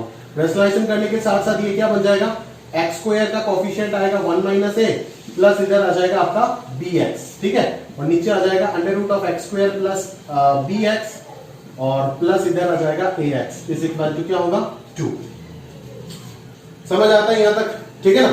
अभी देख, अभी ऊपर आ जाएगा इंफिनिटी, नीचे भी इंफिनिटी, इंफिनिटी बाय इंफिनिटी का फॉर्मेट बन रहा है, बट आंसर अगर डिग्री देखो, ऊपर हाईएस्ट डिग्री कितना हो रहा है 2, नीचे highest degree square root solve होके x होगा, x टू द पावर 1, इधर भी x है, तो इधर हाईएस्ट डिग्री 1 बट इधर हाईएस्ट डिग्री 2।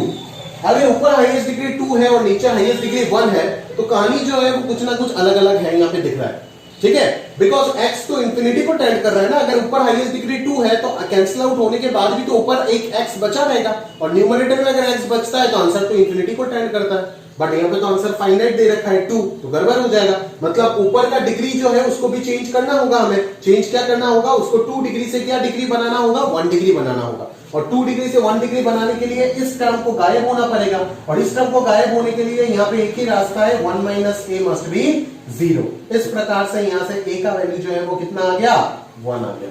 समझ गए, काम खत्म यहीं तक। आगे सोचते हैं, तो ये टर्म गायब हो गया तो अभी बचा क्या, limit x tending to infinity bx divided by ax plus under root of x square plus bx equal to 2। x tending to infinity highest power से डिवाइड कर देते तो ऊपर b बचेगा, नीचे यहाँ पे a बचेगा, और इधर x से डिवाइड किया तो नीचे x स्क्वायर घुसेगा ना, तो यहाँ पे क्या बचेगा 1 प्लस b बाई x तो 0 को टेंड करेगा because x tending to infinity, तो यहाँ पे बचेगा क्या 1 इज इक्वल टू 2। तो a का वैल्यू अगर 1 डाल देते तो 2 into 2 b का वैल्यू कितना आ जाएगा 4 आ जाएगा। समझ में आ रहा है ना, तो a 1 हो गया और b कितना हो गया 4 हो गया। समझ आ रहा है, देख रहे हो ना कितना छोटा सा स्पेस के अंदर में सारे क्वेश्चन को निपटा रहा हूं। समझ में आ रहा है, उस अप्रोच को सीखने का प्रयास करो, मेरा उस टेक्निक को पकड़ने की कोशिश करो कि कैसे सर क्वेश्चन को सॉल्व कर रहे हैं। फॉलो करते जाओगे ना, करते जाओगे, आराम से एक दिन आप भी उसी जगह पे पहुंच जाओगे। समझ आ रहा है, क्लियर है।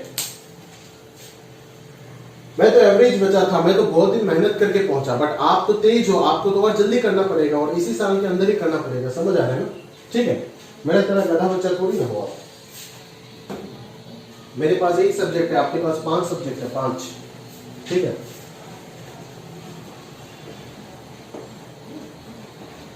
आगे देखते हैं अगला क्वेश्चन नंबर 8। हाँ, नंबर 8 को ध्यान से देखो, ये बताना था उस दिन भी मिला नहीं था क्वेश्चन, आज मिला है, चलो बता देते। लिमिट एफ एक्स एक फंक्शन दे रखा है, जरा ध्यान से देखेगा। वर्कर पे नाटक क्यों कर रहा है दोस्त। एफ एक्स एक फंक्शन दे रखा है, limit n tending to infinity x to the power 2n plus 1 plus x cube minus x square divided by x minus 1 plus x to the power 2n minus 1। ठीक है, F x एक function देकर के आपको पूछता है कि limit f x x tending to 1 बता क्या होगा। तो जरा पैटर्न को पकड़ने की कोशिश कर। फंक्शन जो दे रखा है वो अपने आप में एक लिमिट है और वापस हमें लिमिट ऑफ एफ एक्स पूछा है, मतलब लिमिट का लिमिट पूछा है। ठीक है, लिमिट का लिमिट पूछ रखा है, तो इस टाइप के लिमिट्स को हम बोलते हैं इनबिल्ट लिमिट। ठीक है, इस टाइप के लिमिट्स को हम बोलते हैं इनबिल्ट लिमिट्स या फिर बिल्ट इन लिमिट्स भी बोलते हैं। ठीक है, तो उस प्रकार के लिमिट्स के क्वेश्चन सॉल्व करने आने चाहिए, एकदम फ्लैट होते हैं, ज्यादा टेंशन लेने की कोई बात ही नहीं है। सर को डायरेक्टली फॉलो करो, सिखा देंगे सर। समझ में आ रहा है कैसे चेक करते हैं? इनबिल्ट लिमिट में हमेशा आपको एलएचएल आरएचएल चेक करना पड़ेगा। एक चीज ध्यान रखो, इनबिल्ट लिमिट में हमेशा एन टेंडिंग टू इंफिनिटी वाला क्वेश्चन ही डिजाइन होते हैं, और ये एलएचएल आरएचएल चेक करना पड़ेगा यहाँ पे आपको। समझ में आ रहा है? तो एलएचएल और आरएचएल के बारे में सबसे पहले अपन ने सोचना शुरू किया। ठीक है, क्योंकि तो वो बेसिक फंडामेंटल चीज है ना, जब सब कुछ एकदम तैयार हमें दिखता है, कोई डर रहता ही नहीं है एलएचएल आरएचएल के बारे में, पता ही चलता है लिमिट एग्जिस्ट हो रहा है, तभी डायरेक्टली लिमिट सॉल्व करने लग जाते हैं। अदरवाइज हर जगह पे अपन क्या करते हैं, एलएचएल आरएचएल चेक ही करते हैं ना भाई। तो वही चीज ध्यान से देखिएगा। एलएचएल का अगर मैं बात करूं, एलएचएल का अगर मैं बात करूं, मतलब किसका, उसका बात कर रहा हूं, इसका नहीं। ये तो एफएक्स है, मुझे निकालना तो वो है ना, limit f x x tending to 1 minus. पहले यही लिखा कॉपी में, तू पहले ये लिखेगा, फिर इक्वल टू देके मैं जो अभी लिख रहा हूं वो लिखेगा। ठीक है, मेरा जगह कम है इसीलिए मैं डायरेक्टली कर रहा हूं। ठीक है, बट आपको चीजों को सही से करना पड़ेगा। X to the power 2n plus 1, नहीं तो 3 महीने बाद सब गायब, बेकार, आज का मेहनत बेकार। ऐसा मेहनत मत कर, चाहे पढ़ ना पढ़, लेकिन जो पढ़ेगा हमेशा के लिए पढ़ेगा। ऐसा मेहनत कर ही मत जो तुम आगे जाकर के कंटिन्यू नहीं कर पाओगे। समझ में आ रहा है ना? जो अगर तुमको लग रहा है स्टूडेंट को सब कुछ पता है, उसका दिल सब कुछ बता देता है, और कुछ कुछ ईगो में रह जाते हैं, वो तो बिगड़ जाएंगे। ठीक है, चलो आगे देखते हैं। सॉरी, यहाँ पे एक और लिमिट मिस हो गया ना, limit n tending to infinity आने वाला है। Limit x tending to 1 minus आ गया, और इधर limit n tending to infinity आएगा, और ये फंक्शन आपको दिख रहा है। ठीक है, जरा ध्यान से देखिए, x अगर 1 माइनस को टेंड कर रहा है, मतलब ये x क्या है, 1 से छोटा है। 1 से छोटे, लास्ट क्लास में मैंने आपको एक चीज सिखाया था, a to the power n will tend to 0 and it will tend to infinity. कब? जब a ग्रेटर देन 1 होता है, और ये कब? जब a लेस देन 1 होता है। किस केस में बोल रहा था? Limit n tending to infinity के केस में बोल रहा था। ये चीज मैंने आपको लास्ट लेक्चर में सिखा के दिया। ठीक है, तो अगर मैं यहां पे ध्यान से देखूं तो आप ये देख सकते हो कि sir x tending to 1 minus का मतलब ये वाला केस हो गया, a लेस देन 1 वाला केस हो गया। तो उसके पावर में अगर इंफिनिटी बैठेगा तब उस वक्त तो ये टर्म 0 हो जाएगा, और ये टर्म भी 0 हो जाएगा। नहीं आ रहा है? पहले बोलो कहानी समझ आया ही नहीं आया? x टेंडिंग टू 1 माइनस मतलब 1 से छोटा। अगर a का वैल्यू 1 से छोटा हो गया और उसके पावर में इंफिनिटी है, अरे भाई n अगर इंफिनिटी है तो 2n प्लस 1 या फिर 2n माइनस 1 भी तो इंफिनिटी होगा ना, तो उसके पावर में अगर इंफिनिटी बैठा है तब तो ये सारे टर्म 0 हो जाएगा। मैं बोलूंगा बिल्कुल सही, तब तो सर सॉल्व करने का कुछ बचा ही नहीं, यहाँ पे directly x cube minus x square by x minus 1। आप बोलोगे सर ये लिमिट, अभी ये लिमिट तो n के ऊपर x के ऊपर डिपेंड ही नहीं कर रहा है ना। इस लिमिट को जब सॉल्व कर रहे हैं तब तो x वाला सारी चीज कांस्टेंट की तरह ट्रीट हो रहा है, ये बाहर आ गया, अभी इसको ये पकड़ेगा। समझ में आ रहा है ना? और इस चीज को आप ध्यान से एक बार देखो, यहाँ पे एक्स स्क्वायर कॉमन आ रहा है और एक्स माइनस 1 और एक्स माइनस 1 कैंसिल हो रहा है। तो एक्स स्क्वायर जो है वहां पे मैं 1 माइनस अगर डालूंगा तो स्क्वायरिंग होकर के वो क्या आएगा, 1 प्लस बन जाएगा, और 1 प्लस फंक्शनल वैल्यू क्या आएगा, functional value will be 1 plus, but limiting value जो होगा वो तो सॉल्व करके अप्रोक्सीमेशन होके 1 ही आएगा ना। क्लियर है भाई? तो एलएचएल हमारा कुछ इस प्रकार से कितना आ गया, 1 आ गया। चलो आरएचएल पे सोचते, आरएचएल क्या हो जाएगा, limit x tending to 1 plus limit n tending to infinity x to the power n plus 1 plus x cube minus x square divided by x minus 1 plus x to the power 2n minus 1। अभी जरा ध्यान से सोच मेरे पास, बोले sir क्या सोचना है? सोचना यह है कि अभी अगर 1 प्लस है तो a ग्रेटर देन 1 वाला केस है, a ग्रेटर देन 1 वाले के पावर में अगर इंफिनिटी आ गया तो वो चीज किसको टेंड करेगा, 0 को या इंफिनिटी को? ऑब्वियसली इंफिनिटी को। तो अगर इंफिनिटी को टेंड कर रहा है तो अब की बार ये दोनों चीज किसको टेंड कर रहा है, इंफिनिटी को। और अगर इंफिनिटी को टेंड कर रहा है तो आप जानते हो कि किस प्रकार से लिमिट को सॉल्व करना है, कैसे करोगे, ऑब्वियसली हाईएस्ट पावर से ऊपर नीचे डिवाइड मार दोगे। अगर हाईएस्ट पावर से ऊपर नीचे अपन डिवाइड मारते हैं तो जरा ध्यान से देखिए ना चीज को, क्या बन रहा है ये, ध्यान से देखिए। अगर हाईएस्ट पावर से डिवाइड मार देते तो ये क्या बन जाएगा, 1 by x to the power 2n minus 2 minus 1 by x to the power 2n minus 1 divided by, इधर बन जाएगा 1 by x to the power 2n minus 1 by x to the power 2n plus 1, और इधर बन जाएगा 1 by x square। Highest power in दोनों में कौन है, ये है, ना कि ये, बिकॉज इसका पावर कम है, इसका पावर ज्यादा है। ध्यान से समझिएगा इस प्रकार से, ठीक है। तो ये फॉर्मेट पूरा पूरा तैयार हो गया, पूरा पूरा कौन सा फॉर्मेट तैयार हो गया, ये वाला फॉर्मेट पूरा पूरा तैयार हो गया। समझ आ रहा है मेरी बात, क्लियर है भाई? चलो, तो अभी जरा कहानी को समझने का प्रयास करो, ठीक है। अभी जरा पूरा चीजों को एक बार एनालाइज करने का कोशिश करो, देखो शायद चीजें समझ में आ रहा होगा आपको, ठीक है।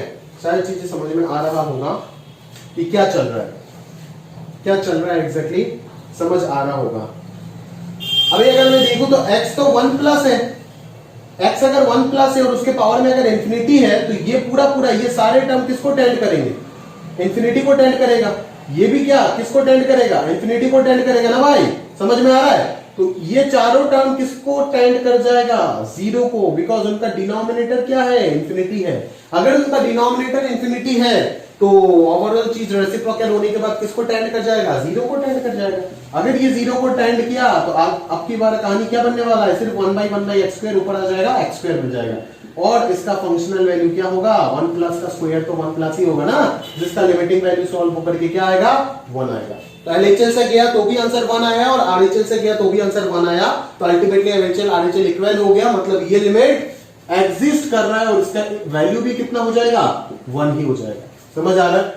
तो अभी समझ आ रहा होगा आपको किस प्रकार से आपको अप्रोच करना है चीजों को, समझ आ रहा है ना मेरे बात। इसी प्रकार से कहीं ना कहीं आपको सोचना है। क्यों मैंने यहाँ पे एलएचएल आरएचएल सोचा, आप समझ गए होंगे, क्योंकि 1 प्लस और 1 माइनस के अराउंड चेंज होता रहता है। यहाँ पे x टेंडिंग टू 1 ही दिया गया, अगर x टेंडिंग टू 2 देता तो शायद आप एलएचएल आरएचएल ना भी करते, करो हमेशा इनबिल्ट लिमिट में, हमेशा करो एलएचएल आरएचएल। बट अगर ना भी करते तो भी काम चल जाता, अनजाने से आंसर आ जाता। बट x टेंडिंग टू 1 देकर के फंसा दिया, because a to the power x, जब x इंफिनिटी को टेंड कर रहा होता है तो a to the power x a less than 1 a greater than 1, that is a के ऊपर डिपेंडेंट हो जाता है।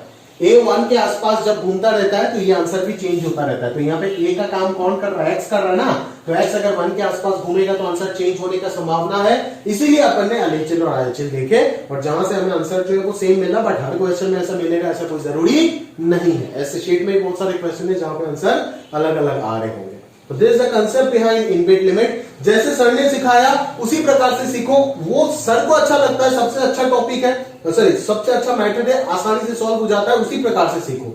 ज्यादा दिमाग लगाओ उल्टा सीधा दिमाग लगाओ, अच्छे क्वेश्चंस पे लगाओ, ठीक है, फिजूल की चीजों में नहीं। समझ आ रहा है, क्लियर है। जैसे बता रहा हूं वैसे सीखो चीजों को, बट बार बार उसमें कंसेप्ट को ढूंढने का कोशिश करो। अगर समझ नहीं आता है तो जरूर 10 बार पूछो, अगर नया मेथड निकालते हो और भी अच्छा तो भी इन्फॉर्म करो, ठीक है। ये बहुत बड़ा अप्रिशिएशन का चीज है, मैं भी आपसे सीख सकता हूँ, चाहे आपके जूनियर्स को और अच्छे से सिखा दूंगा वो चीज। समझ आ रहा है, क्लियर है। तो और कुछ क्वेश्चंस लेते हैं और देखते हैं आगे कहानी को। तो चलिए देखते हैं और कुछ क्वेश्चंस डिस्कस करते हैं एक्सरसाइज 2 के ही। क्वेश्चन नंबर 10 को पिक किया मैंने, देखो ये आप बोल सकते हो एक इनबिल्ट लिमिट जो स्टडी की हमने एक टॉपिक उसके तरह ही है। Limits based on recurrence relation, इस प्रकार के और भी बहुत अच्छे अच्छे क्वेश्चंस हैं। आई थिंक 40 के बाद से कुछ क्वेश्चंस बहुत अच्छे अच्छे कैटेगरी में है रिकरेंस रिलेशन के बेस पे, बट अभी बीच में एक आ गया तो मैंने पिक कर लिया, इसको भी डिस्कस कर लेता हूँ, ठीक है। रिकरेंस रिलेशन वो सब भी मैं करके दूंगा, आप चिंता मत करो, बट ध्यान से इस टॉपिक को समझो, ठीक है। एडवांस के फेवरेट टॉपिक, ठीक है, उसके ऊपर पूछेंगे। रिकरेंस रिलेशन समझते हो ना सर, जो आपको वो इटरेशन प्रोसेस से निकालना पड़ता है। याद करो सीक्वेंस सीरीज जब पढ़ाया था तब सीक्वेंस टॉपिक जो बताया था स्टार्टिंग इंट्रोडक्शन में, सीक्वेंस का कुछ स्पेसिफिक क्वेश्चन आपको कराया गया था इसी प्रकार के रिलेशन के ऊपर, है ना, वही है आपका रिकरेंस रिलेशन, ठीक है। तो देखते हैं उनके ऊपर लिमिट प्रॉब्लम कैसे हम सॉल्व करते हैं। लिमिट बेसिकली ये सारे टाइप्स में लिमिट का उतना ज्यादा काम नहीं होता है। लिमिट जो भी होता है वो एक बेसिक फंडामेंटल लिमिट ही सॉल्व करना होता है, बट कंसेप्ट जो है रिकरेंस का वो हम इसी चैप्टर में बातचीत करेंगे। थ्रू आउट द कैलकुलस और भी आएगा बहुत जगह पे, बट यहाँ पे आया तो हम डिस्कस कर लेते हैं अच्छे से। ध्यान से देखो, जो रिकरेंस रिलेशन आपको प्रोवाइड किया गया है क्वेश्चन में वो कहीं ना कहीं है b suffix n plus 1 is equal to 1/3 2 times of bn plus 125 upon n square. सही बात है। और bn जो है वो कहीं ना कहीं यहाँ पे नॉन जीरो दिख रहा है, bn जो है वो कहीं ना कहीं यहाँ पे नॉन जीरो दिख रहा है। सही बात है, क्लियर है भाई। चलो, तो आप ध्यान से देख सकते हो, आपको limit bn n tending to infinity पूछा गया है यहाँ पे, समझ आ रहा है ना। Limit bn n tending to infinity आपको पूछा गया है, ध्यान से देखिएगा, है ना। बेसिकली आप इतना सा आइडिया एक चीज समझ सकते हो, यहाँ पे ये फंडामेंटल क्वेश्चन है। रिकरेंस के ऊपर और भी अच्छे क्वेश्चन सब बाद में डिस्कस करेंगे। इतना आप समझ सकते हो कि bn का लिमिट इंफिनिटी पे जो नेचर शो करेगा और bn n+1 का लिमिट इंफिनिटी पे जो नेचर शो करेगा वो लगभग बराबर होंगे दोनों, ठीक है, समझ में आ रहा है ना, ठीक है, क्योंकि ये भी इंफिनिटी हो रहा है, ये भी इंफिनिटी हो रहा है, एन इंफिनिटी को टेंड कर रखा है, समझ में आ रहा है ना, तो कहीं ना कहीं इसी रिलेशन के ऊपर दोनों साइड में लिमिट ऑपरेट कर देता हूं, तो ये जो चीज बनेगा ये कुछ bn+1 n tending to infinity, और इधर आ जाएगा आपका 2/3 2 टाइम्स ऑफ लिमिट, मतलब सारे अलजेब्रिक ऑपरेशन वगैरह लगाने के बाद जो रिजल्ट आएगा वो चीज मैं लिख रहा हूं, फाइनल रिजल्ट में लिख रहा हूं, ठीक है, limit bn n tending to infinity whole square. तो ये दोनों चीज तो अपने आप में बराबर है, समझ में आ रहा है ना, ये दोनों चीज तो अपने आप में बराबर है, तो इस चीज को अपन t मान लेते हैं, ये 1/3 हो गया, 2t + 125 अपॉन t स्क्वायर हो गया, समझ में आ रहा है, क्लियर है। तो ये प्रोडक्ट करने के बाद देखो जरा क्या आ रहा है, 2t/3 + 125 अपॉन 3t स्क्वायर, समझ आ रहा है, क्लियर है भाई। चलो तो अगर मैं एलसीएम ले लेता हूं तो यहां से कुछ 3t³ टाइप का हो जाएगा, और यहाँ पे 2t³ + 125 टाइप का हो जाएगा।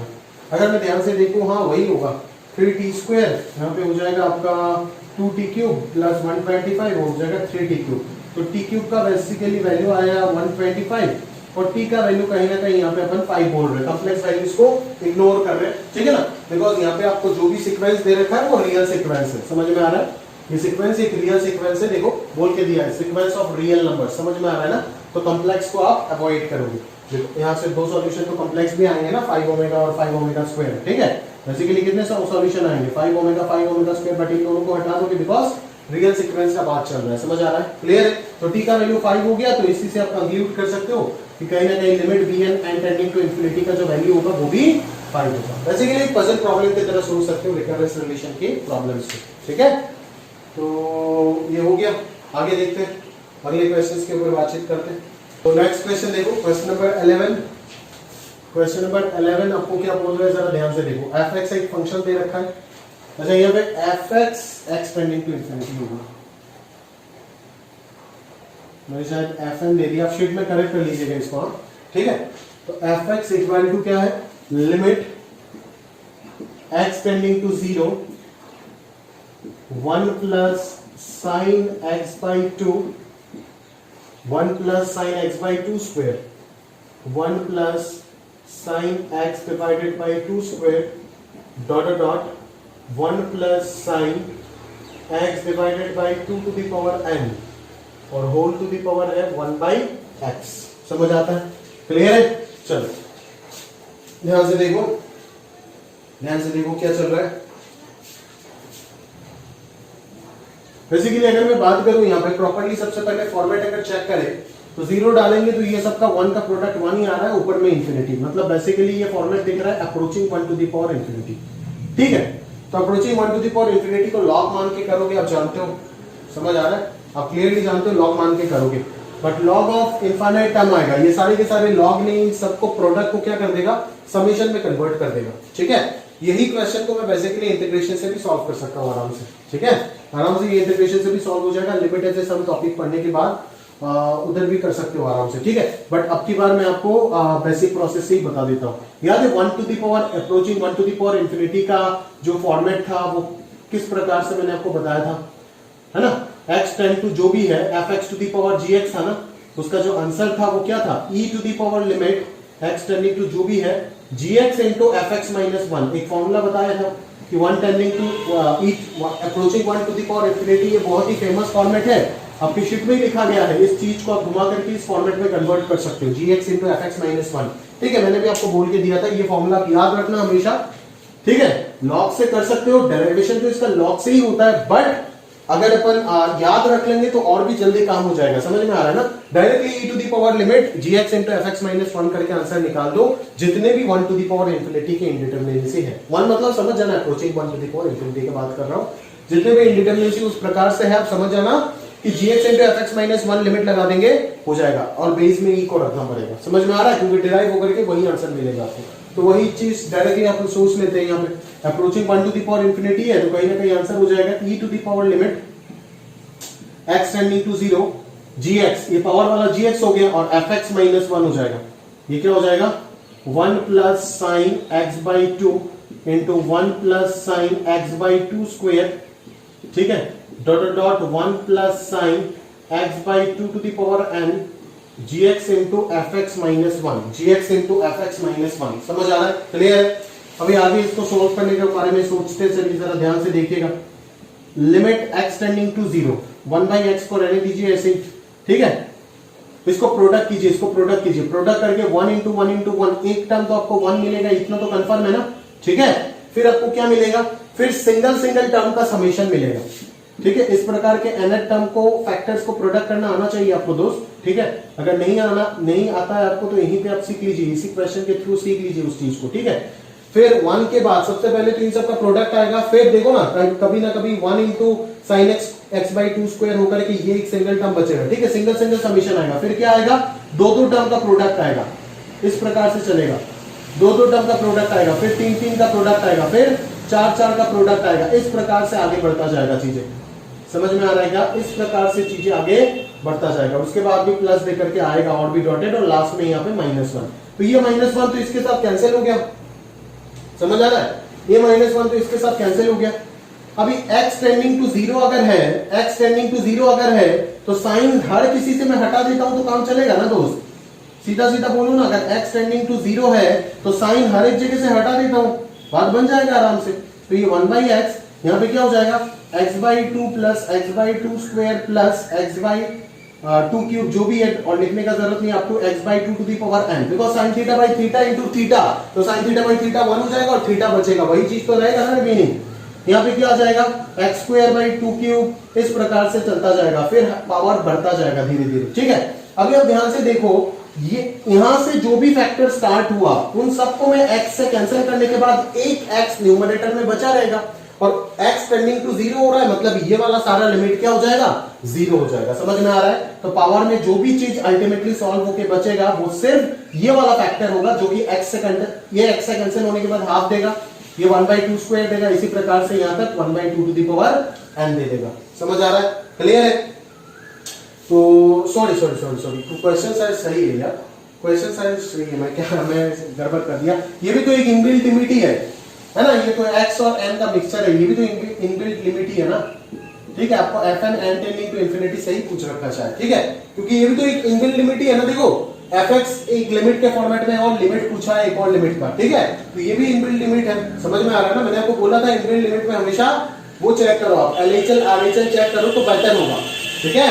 बट यहाँ पे आप देख रहे हो कि ये सीधा सीधा फॉर्मेट जो है ये 0 के आसपास अपने आप को चेंज ही नहीं करता है, ठीक है। वो क्वेश्चन था ना थोड़ी देर पहले, जो क्वेश्चन किया था वो क्या था, एक्सपोनेंशियल्स था, एक्सपोनेंशियल के फॉर्मेट में था, वो 1 के इधर उधर चेंज होता है, इसीलिए मैंने LHL RHL चेक किया था। बट यहाँ पे LHL RHL चेक करने का कोई जरूरत नहीं हो रहा है, बिकॉज क्यों, क्योंकि आप देख रहे हो कि 0 के आसपास वैल्यू जो है वो कभी अपने आप को चेंज ही नहीं करेगा, ठीक है।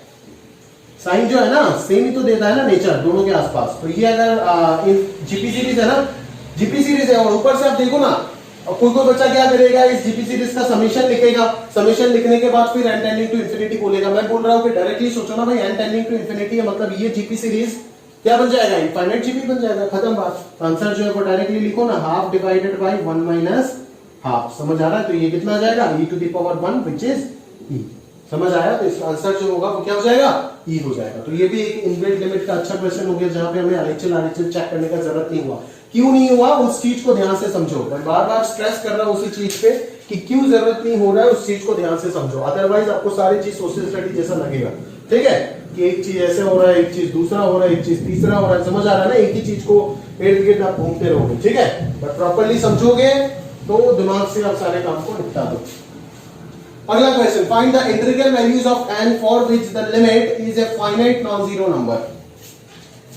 For which this limit is a finite non zero number. अभी देखते हैं तो ये लिमिट क्या है, यह है आपका लिमिट x टेंडिंग टू 0, ठीक है, cos square x minus cos x minus e to the power x into cos x plus e to the power x minus x to the power 3/2 divided by कितना आएगा भाई, x to the power n is a finite quantity, ठीक है, ये finite है, is a finite non zero number. तब आपको n का वैल्यू बताना है, n का वैल्यू बताना है। तो चलो शुरू करते हैं। अच्छा, इस क्वेश्चन में करेक्शन है, ठीक है। ये x टू दी पावर 3/2 नहीं है, x³/2 होगा। इसको सही कर देना आप शीट में, x³/2 होगा, सही है, ये x³/2 होगा, ठीक है ना। चलो आगे देखते हैं। लिमिट x टेंडिंग टू 0, ये क्या है आपका cos²x। अच्छा यहाँ पे तो आराम से फैक्टराइज हो रहा है, इन दोनों को कवर कर देते हैं एक साथ।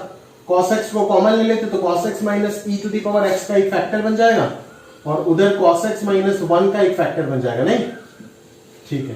तो ये हो गया x³/2 और यहां पे क्या बचेगा x to the power n बचेगा। आगे देखते हैं जरा, ठीक है। 0 अगर डाल रहे थे अपन तो सबसे पहले जो फॉर्मेट बन रहा था वो तो 0/0 का फॉर्मेट ही बन रहा था, ठीक है, वो तो 0/0 का फॉर्मेट ही बन रहा था।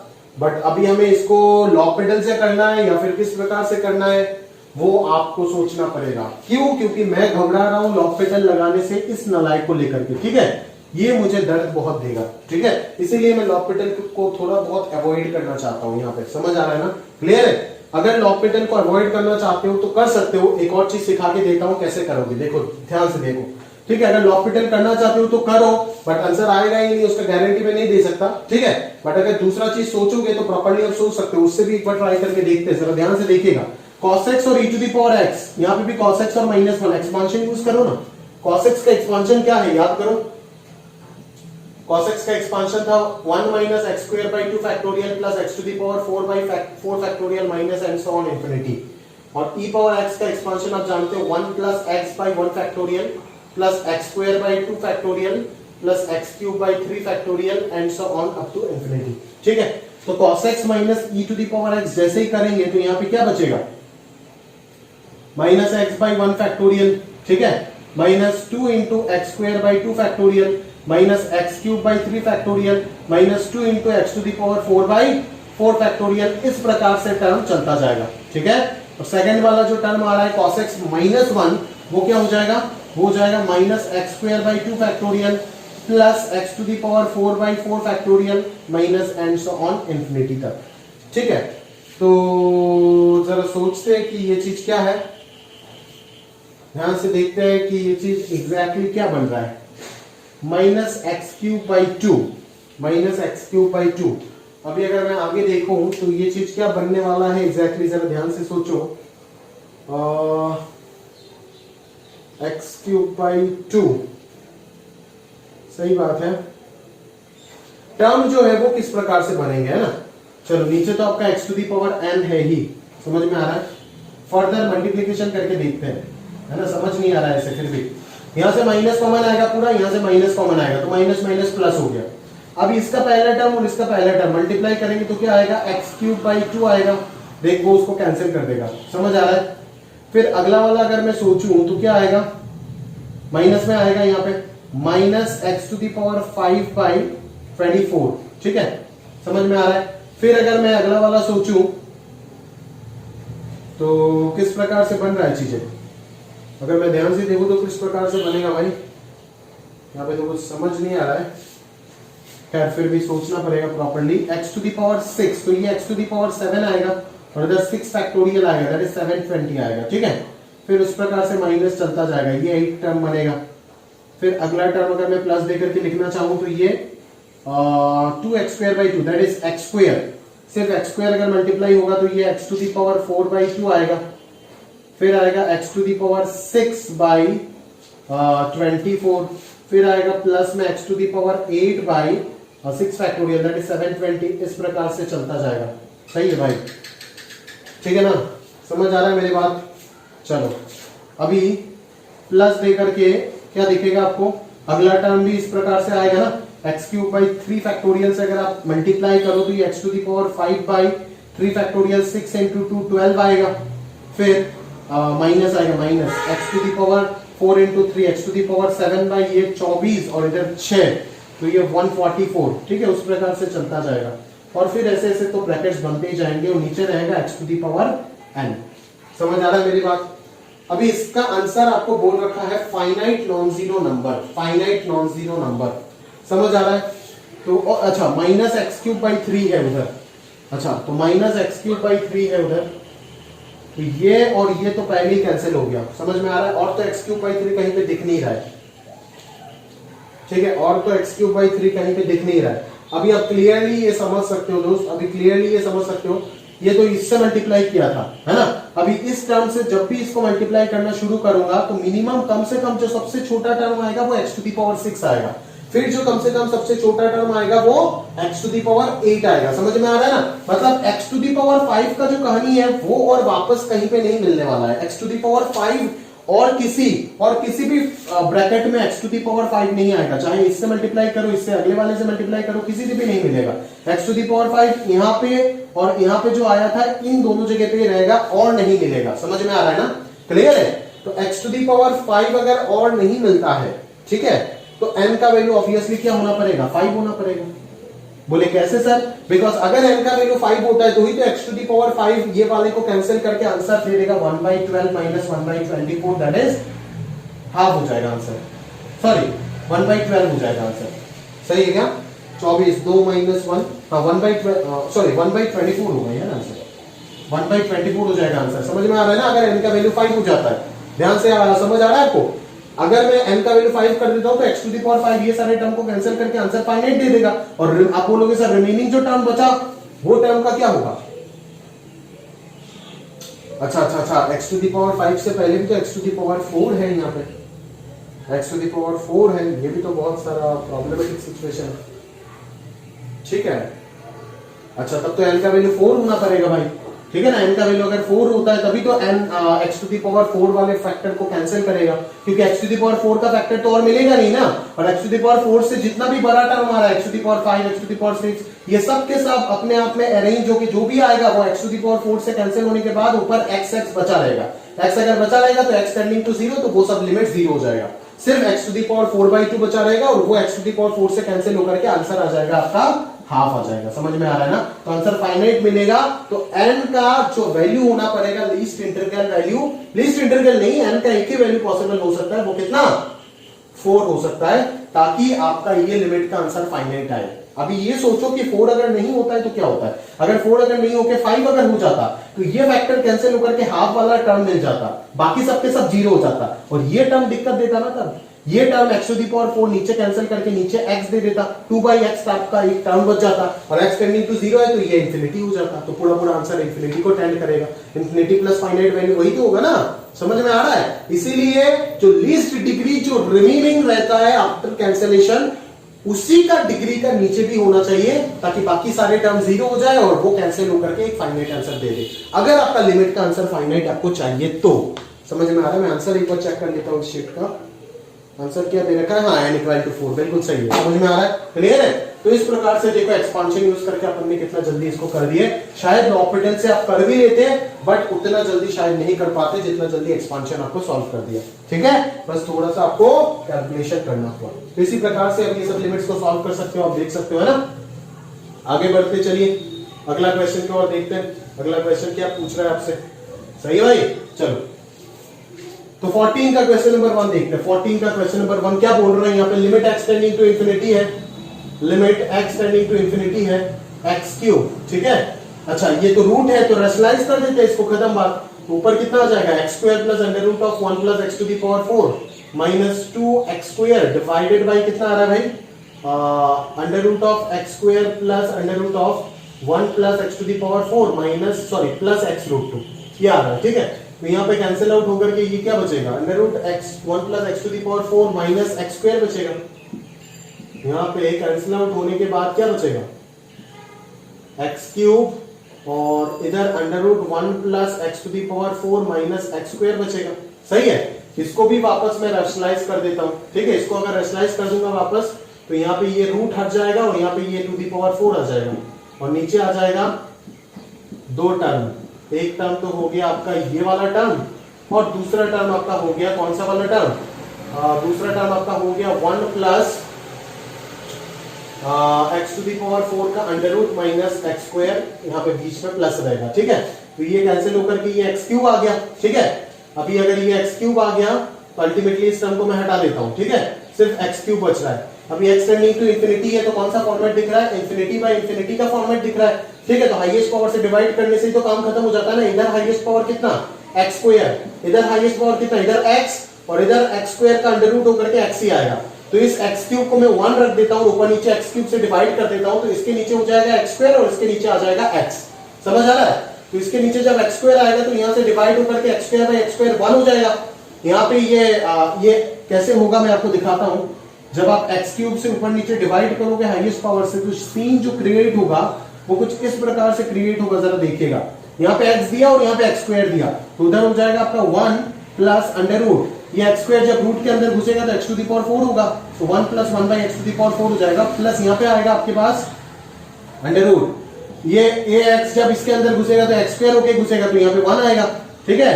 और ये एक्स स्क्वायर जब इस रूट के अंदर घुसेगा तो एक्स टू द पावर 4 होके घुसेगा, ठीक है ना, तभी तो फोर्थ रूट कैंसिल होगा।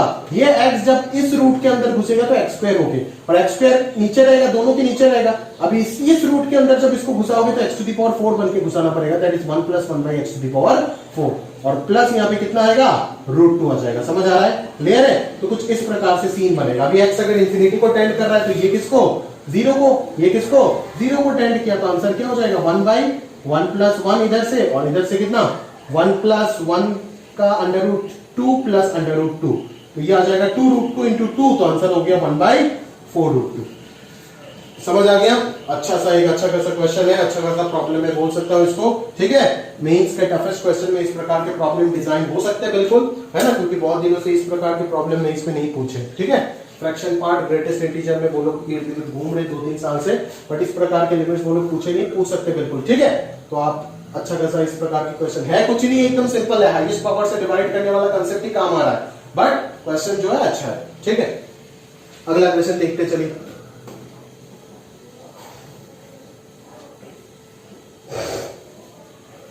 अगला प्रॉब्लम को ध्यान से देखिएगा।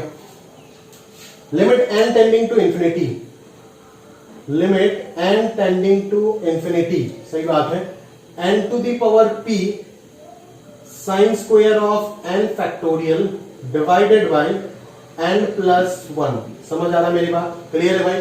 चलो, अभी sine square n factorial, n अगर इंफिनिटी को टेंड कर रहा है तो n फैक्टोरियल भी इंफिनिटी को टेंड करेगा, है ना। साइन ऑफ इंफिनिटी कोई भी वैल्यू होता है -1 से 1 के बीच में, बट ऊपर स्क्वायर लगा हुआ है, तो अब की बार ये क्या होगा, एनी फाइनाइट वैल्यू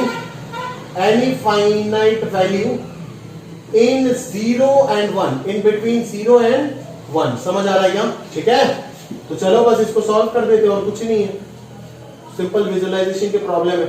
यहां से n कॉमन ले लो तो ये 1 प्लस 1 बाई n हो गया, ऊपर क्या है, n to the power p into any finite value in between 0 and 1 है।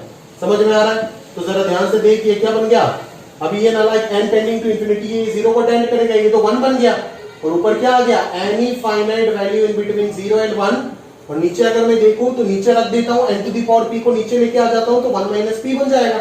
समझ आ रहा है? अभी n टेंडिंग टू इंफिनिटी होने से ये भी किसको टेंड करेगा, इंफिनिटी टू द पावर कुछ भी आ जाए, आंसर क्या होगा भाई, इंफिनिटी टू द पावर कुछ भी हो जाए, कुछ भी, मतलब यहाँ पे 1 माइनस p को आपको पॉजिटिव मानना है क्वेश्चन में। अभी इंफिनिटी टू द पावर मान ले कोई भी फाइनाइट वैल्यू, p तो फाइनाइट है, इतना पता है कि p फाइनाइट है, इंफिनिटी टू द पावर कोई भी फाइनाइट वैल्यू अगर हो जाए, चाहे प्लस में हो या फिर माइनस में हो, चाहे प्लस में हो या माइनस, नहीं माइनस में नहीं हो सकता है। देखो इंफिनिटी टू द पावर अगर -2 का भी मैं बात करूं तो 1/∞ स्क्वायर हो जाएगा, तो ये तो कहीं ना कहीं 0 को टेंड करेगा। यहाँ पे एक चीज मिसिंग है क्वेश्चन में, ये बोल के देना पड़ेगा हमें कि 1 माइनस p जो है वो must be greater than 0, that is p का वैल्यू लेस देन 1 होना चाहिए, ठीक है।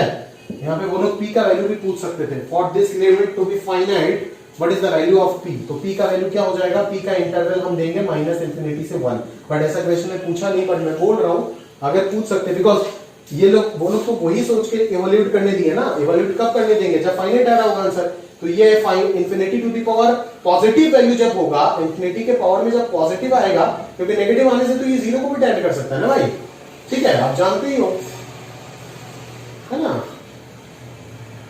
Limit x tending to infinity, x to the power n की अगर मैं बात करूं तो इंफिनिटी के पावर में अगर नेगेटिव हो जाता है तो ये कहीं ना कहीं 0 को टेंड कर सकता है, बराबर, सही है। तो ये 1 माइनस p को ग्रेटर देन 0 होना पड़ेगा, मतलब p should be less than 1, तो any finite value divided by ये क्या होगा, इंफिनिटी होगा, तो any finite value by infinity क्या हो जाएगा, 0 हो जाएगा। तो ऐसे भी पूछ सकता था question, for this limit to be finite what is the value of p, we have to answer that the value of p lies in the interval -∞ to 1 open interval. समझ में आ रहा है ना? ठीक है, लिमिट भी सॉल्व हो गया, एक और क्वेश्चन जनरेट हो गया, ध्यान से समझ के रखो उसको। ठीक बात है, चलो अगले क्वेश्चंस पे ध्यान देते हैं। आगे देखो प्रॉपर्ली क्वेश्चन नंबर 15 अच्छा सवाल है, ध्यान से देखो। ठीक है ना?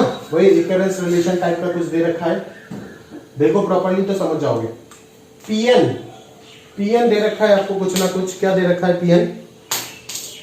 अगर आप ध्यान से देखोगे पीएन क्या दे रखा है आपको यहाँ पे, a to the power pn minus 1, a to the power pn minus 1 minus 1, और जहां पे n का वैल्यू कहां से स्टार्ट हुआ है, 2 से स्टार्ट हुआ है। समझ आ रहा है क्या मेरी बात? क्लियर है? और p1 का वैल्यू है a to the power x minus 1, a to the power x minus 1। ठीक है, और आपको निकालना है लिमिट pn बाई x। अभी लिमिट pn बाई x तो डायरेक्टली नहीं निकाल पाएंगे, और ना ही हम pn निकालने में काबिल नहीं यहाँ पे। समझ में आ रहा है क्या? pn कैसे निकालोगे इस रिलेशन से? इम्पॉसिबल हो जाएगा आपके लिए। ठीक है, तो आप कुछ जज करो। क्या जज करो? क्या आप यहाँ पे एक चीज तो ध्यान से कंफर्म इतना बोल सकते हो कि सर x अगर टेंडिंग टू 0 हो रहा है तो p1 जो है वो किसको टेंड कर रहा है? 0।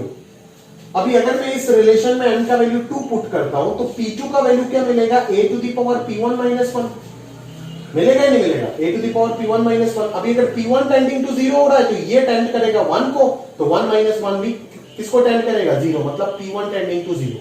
मतलब कुछ सीन जो है वो कुछ इस प्रकार से बन रहा है कि सर x टेंडिंग टू 0 हुआ तो p1 टेंडिंग टू 0 हो गया। अभी p1 टेंडिंग टू 0 हुआ तो p2 भी टेंड कुछ 0 हो गया। p2 अगर 0 को टेंड कर रहा है तो p3 भी 0 को टेंड कर रहा है। इसी प्रकार से pn तक सब के सब किसको टेंड करेगा? 0 को टेंड करेगा। ठीक है, तो मैं इसी चीज को ब्रेक कर देता हूं इन सब में, तो कुछ ना कुछ मेरे को मिलना शुरू हो जाएगा। ध्यान से देखिए कैसे ब्रेक करता हूं। pn के नीचे मैं pn माइनस 1 लगा रहा हूं, यहाँ पे मैं pn माइनस 1, नीचे pn माइनस 2 लगा रहा हूं। ऐसे ही चलते चलते कभी ना कभी क्या आएगा? n का वैल्यू लीस्ट क्या है? 2, p2 डिवाइडेड बाई x आएगा कभी ना कभी। समझ आ रहा है ना? तो ये सारे कैंसिल होके डायगोनली कैंसिल होके अपना इधर pn और इधर x ही बचेगा। ठीक है, तो इस चीज को मैं इस प्रकार से अरेंज कर सकता हूं। अभी जरा ध्यान से देखिए, अगर मैं कोई भी लिमिट का बात करूं यहाँ पे, ठीक है, अगर मैं कोई भी लिमिट का यहाँ पे बात करूं, ठीक है ना, जैसे इस लिमिट का, इसी लिमिट को अगर मैं ब्रेक करना चाहता हूं, कोई भी जनरल, ये सब के सब किस फॉर्मेट में है? pk बाई pk माइनस 1 के फॉर्मेट में। ये तो आप मानते हो ना, ये सब के सब pk बाई pk माइनस 1 के फॉर्मेट में।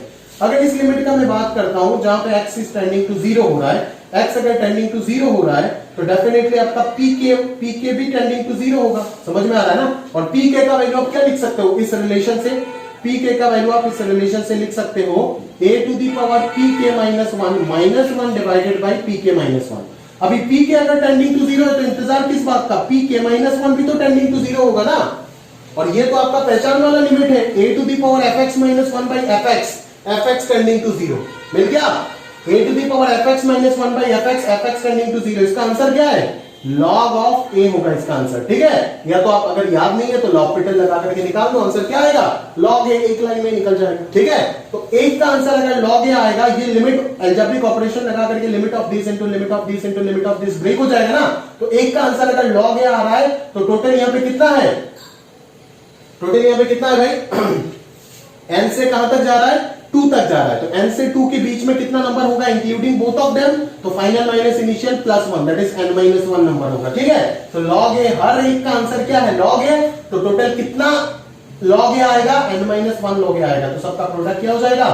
log a to the power n minus 1 will be the final answer. समझ में आ रहा है? देखो कितना खूबसूरत क्वेश्चन है ये, समझ आ रहा है ना? ठीक है ना? ये आपका नोन कंसेप्ट भी यूज हुआ, और किस प्रकार से हमने क्वेश्चन को सोचे, किस प्रकार से इसको तोड़ के अच्छे से आपको समझाए, उस चीज को समझो, कॉपी में अच्छे से नोट करो, वहां से ज्ञान लो, सीखो और आगे अप्रोच करो। ठीक है, ताकि इस क्वेश्चन के आसपास 25% इधर उधर भी कोई क्वेश्चन आपको दिख जाए तो उसको एकदम पकड़ के नीचे उड़ दो। समझ में आ रहा है ना? यही होना चाहिए। ठीक है, इसीलिए तो इतना ज्यादा चीज कराते हैं, ताकि जेई का पेपर भी एकदम देखा हुआ लगे आपको। समझ में आ रहा है ना? एकदम सर का क्लास नोट जैसा ही लगेगा। ठीक है, तो ये भी हो गया, ये भी हो गया। आगे वाला सोर्स 23 जरा ध्यान से देखिए, ये भी आपको कहीं ना कहीं 15 वाले पैटर्न में दे रखा है ये सवाल। एसएन का वैल्यू जरा देखिए, एसएन क्या है यहाँ पे? 1 + 2 + 3 आपको कहां तक? n तक। अभी ये तो सबको पता है n × n + 1/2 होता है। ठीक है, और इस pn का वैल्यू, pn का limit n tending to infinity पूछा है। pn का वैल्यू जिस फॉर्मेट में दिख रहा है वो क्या है? Sn by Sn माइनस 1 का फॉर्मेट में दिख रहा है ना?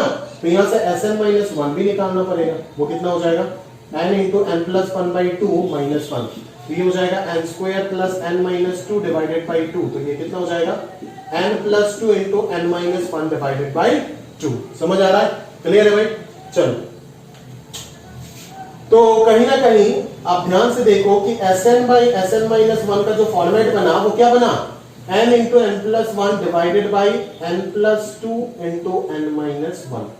ये फॉर्मेट में चल रहा है। समझ में आ रहा है? ये फॉर्मेट में चल रहा है। इसको अगर मैं सही से लिखूं तो n के साथ n माइनस 1 को रखता हूं, क्योंकि इन दोनों का डिफरेंस 1 है और इन दोनों का डिफरेंस भी 1 है, इसीलिए इधर भी क्या रखता हूं? n plus 1 by n plus 2। अब दोनों को अलग अलग भी रख सकते हो, कोई इशू नहीं है, मैंने ऐसे ही रखा इन दोनों को, ठीक है? क्योंकि इन दोनों का डिफरेंस भी तो 2 है और इन दोनों का डिफरेंस भी तो 2 है। समझ में आ रहा है?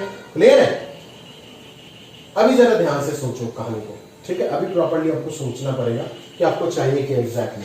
आपको चाहिए limit Pn n tending to infinity. पहले तो Pn देखो क्या है। Pn क्या है? Pn है आपका S2 by S2 minus 1 into S3 by S3 minus 1 into S4 by S4 minus 1। इस प्रकार से चलते चलते Sn बाई Sn माइनस 1 तक होगा Pn। समझ आ रहा है? क्लियर है? चलो, तो अभी अगर मैं 2 डालता हूं तो यहां पे क्या आएगा? 2 by 1 into 2 plus 1 3 by 2 plus 1 3 by चलो ये मैं लिखूंगा ही नहीं, ये लिखूंगा तो बच्चे कंफ्यूज होंगे फालतू में, ठीक है? Sn बाई Sn माइनस 1 ये आएगा। अभी जरा ध्यान से देख कितना आएगा 2 डालने से? 2 इंटू 3 डिवाइडेड बाई ये कितना? 4 इंटू 1 डॉट S3 डालो तो कितना आ रहा है? 3 इंटू 4 डिवाइडेड बाई 5 इंटू 2। समझ में आ रहा है? फिर S4 डालो तो कितना आ रहा है? 4 इंटू 5 डिवाइडेड बाई 6 इंटू 3। फिर S5 डालेंगे तो क्या होगा? 5 इंटू 6 डिवाइडेड बाई 7 इंटू 4। ऐसे करते करते ये कितना आएगा? Sn बाई Sn माइनस 1 कितना आएगा? यही आएगा, ठीक है? अभी जरा ध्यान से देख, अभी जरा ध्यान से चीजों को ऑब्जर्व कर, ठीक है? ध्यान से चीजों को ऑब्जर्व कर। इन चीजों को लेते हैं ना अच्छे से, इन चीजों को लेते हैं, ऐसे क्रॉस वाले चीजों को एक ब्रैकेट में घुसाते हैं, क्योंकि इनका डिफरेंस 1 दिख रहा है, कैंसिल होने का पूरा पूरा संभावना है। समझ में आ रहा है क्या मेरी बात? क्लियर है? इन सबको एक ब्रैकेट में ले जाके घुसाओ। 3 by 2, 4 by 3, 5 by 4 dot dot n by n minus 1 और रिमेनिंग वाले को दूसरे ब्रैकेट में घुसाओ। कहानी अपना आप सॉल्व हो जाएगा, ठीक है? n plus 1 by n plus 2। अभी जरा ध्यान से देख, इधर कैंसिल, इधर कैंसिल, इधर कैंसिल, इधर कैंसिल, इधर कैंसिल। अभी इधर देख, उल्टा उल्टा कैंसिल हो रहा है। समझ में आ रहा है ना? तो यहाँ पे क्या बचेगा? उधर n बाई 1 बचेगा और इधर क्या बचेगा भाई? इधर 3 बाई n प्लस 2 बचेगा। तो कहानी जो है वो क्या हो जाएगा? 3n by n plus 2। अब ये आ गया Pn और Pn का limit n tending to infinity में क्या होगा? Pn का limit n tending to infinity में क्या हो जाएगा? हाईएस्ट पावर से डिवाइड कर दो, आंसर कितना आएगा? 3। तो बोलो ये लिमिट का क्वेश्चन है क्या? लिमिट तो बहुत ही एलिमेंटरी लिमिट सॉल्व हो रहा है, बट मेन मुद्दे का जो चीज है पूरा पूरा रिकरेंस रिलेशन का क्वेश्चन है, ठीक है? तो इस प्रकार की चीजों को ध्यान से समझने का प्रयास कीजिए और अच्छे से सॉल्व भी कीजिए, ताकि ये पूरा ग्रिप में आ जाए आपका। समझ में आ रहा है ना? प्रैक्टिस वाला टॉपिक है, प्रैक्टिस करना होगा। समझ आ रहा है? नोट कर लीजिएगा प्रॉपर्ली। हम अगले क्वेश्चन की ओर बढ़ रहे हैं। लास्ट क्वेश्चन है हमारा, ध्यान से देखिए, ठीक है? क्या बोल रहा है आपको? 24 में क्या बोल रहा है भाई?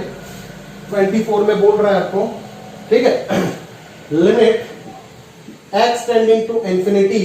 इधर क्या दिख रहा है? x plus 5 into tan inverse of x plus 5 minus x plus 1 into tan inverse of x plus 1।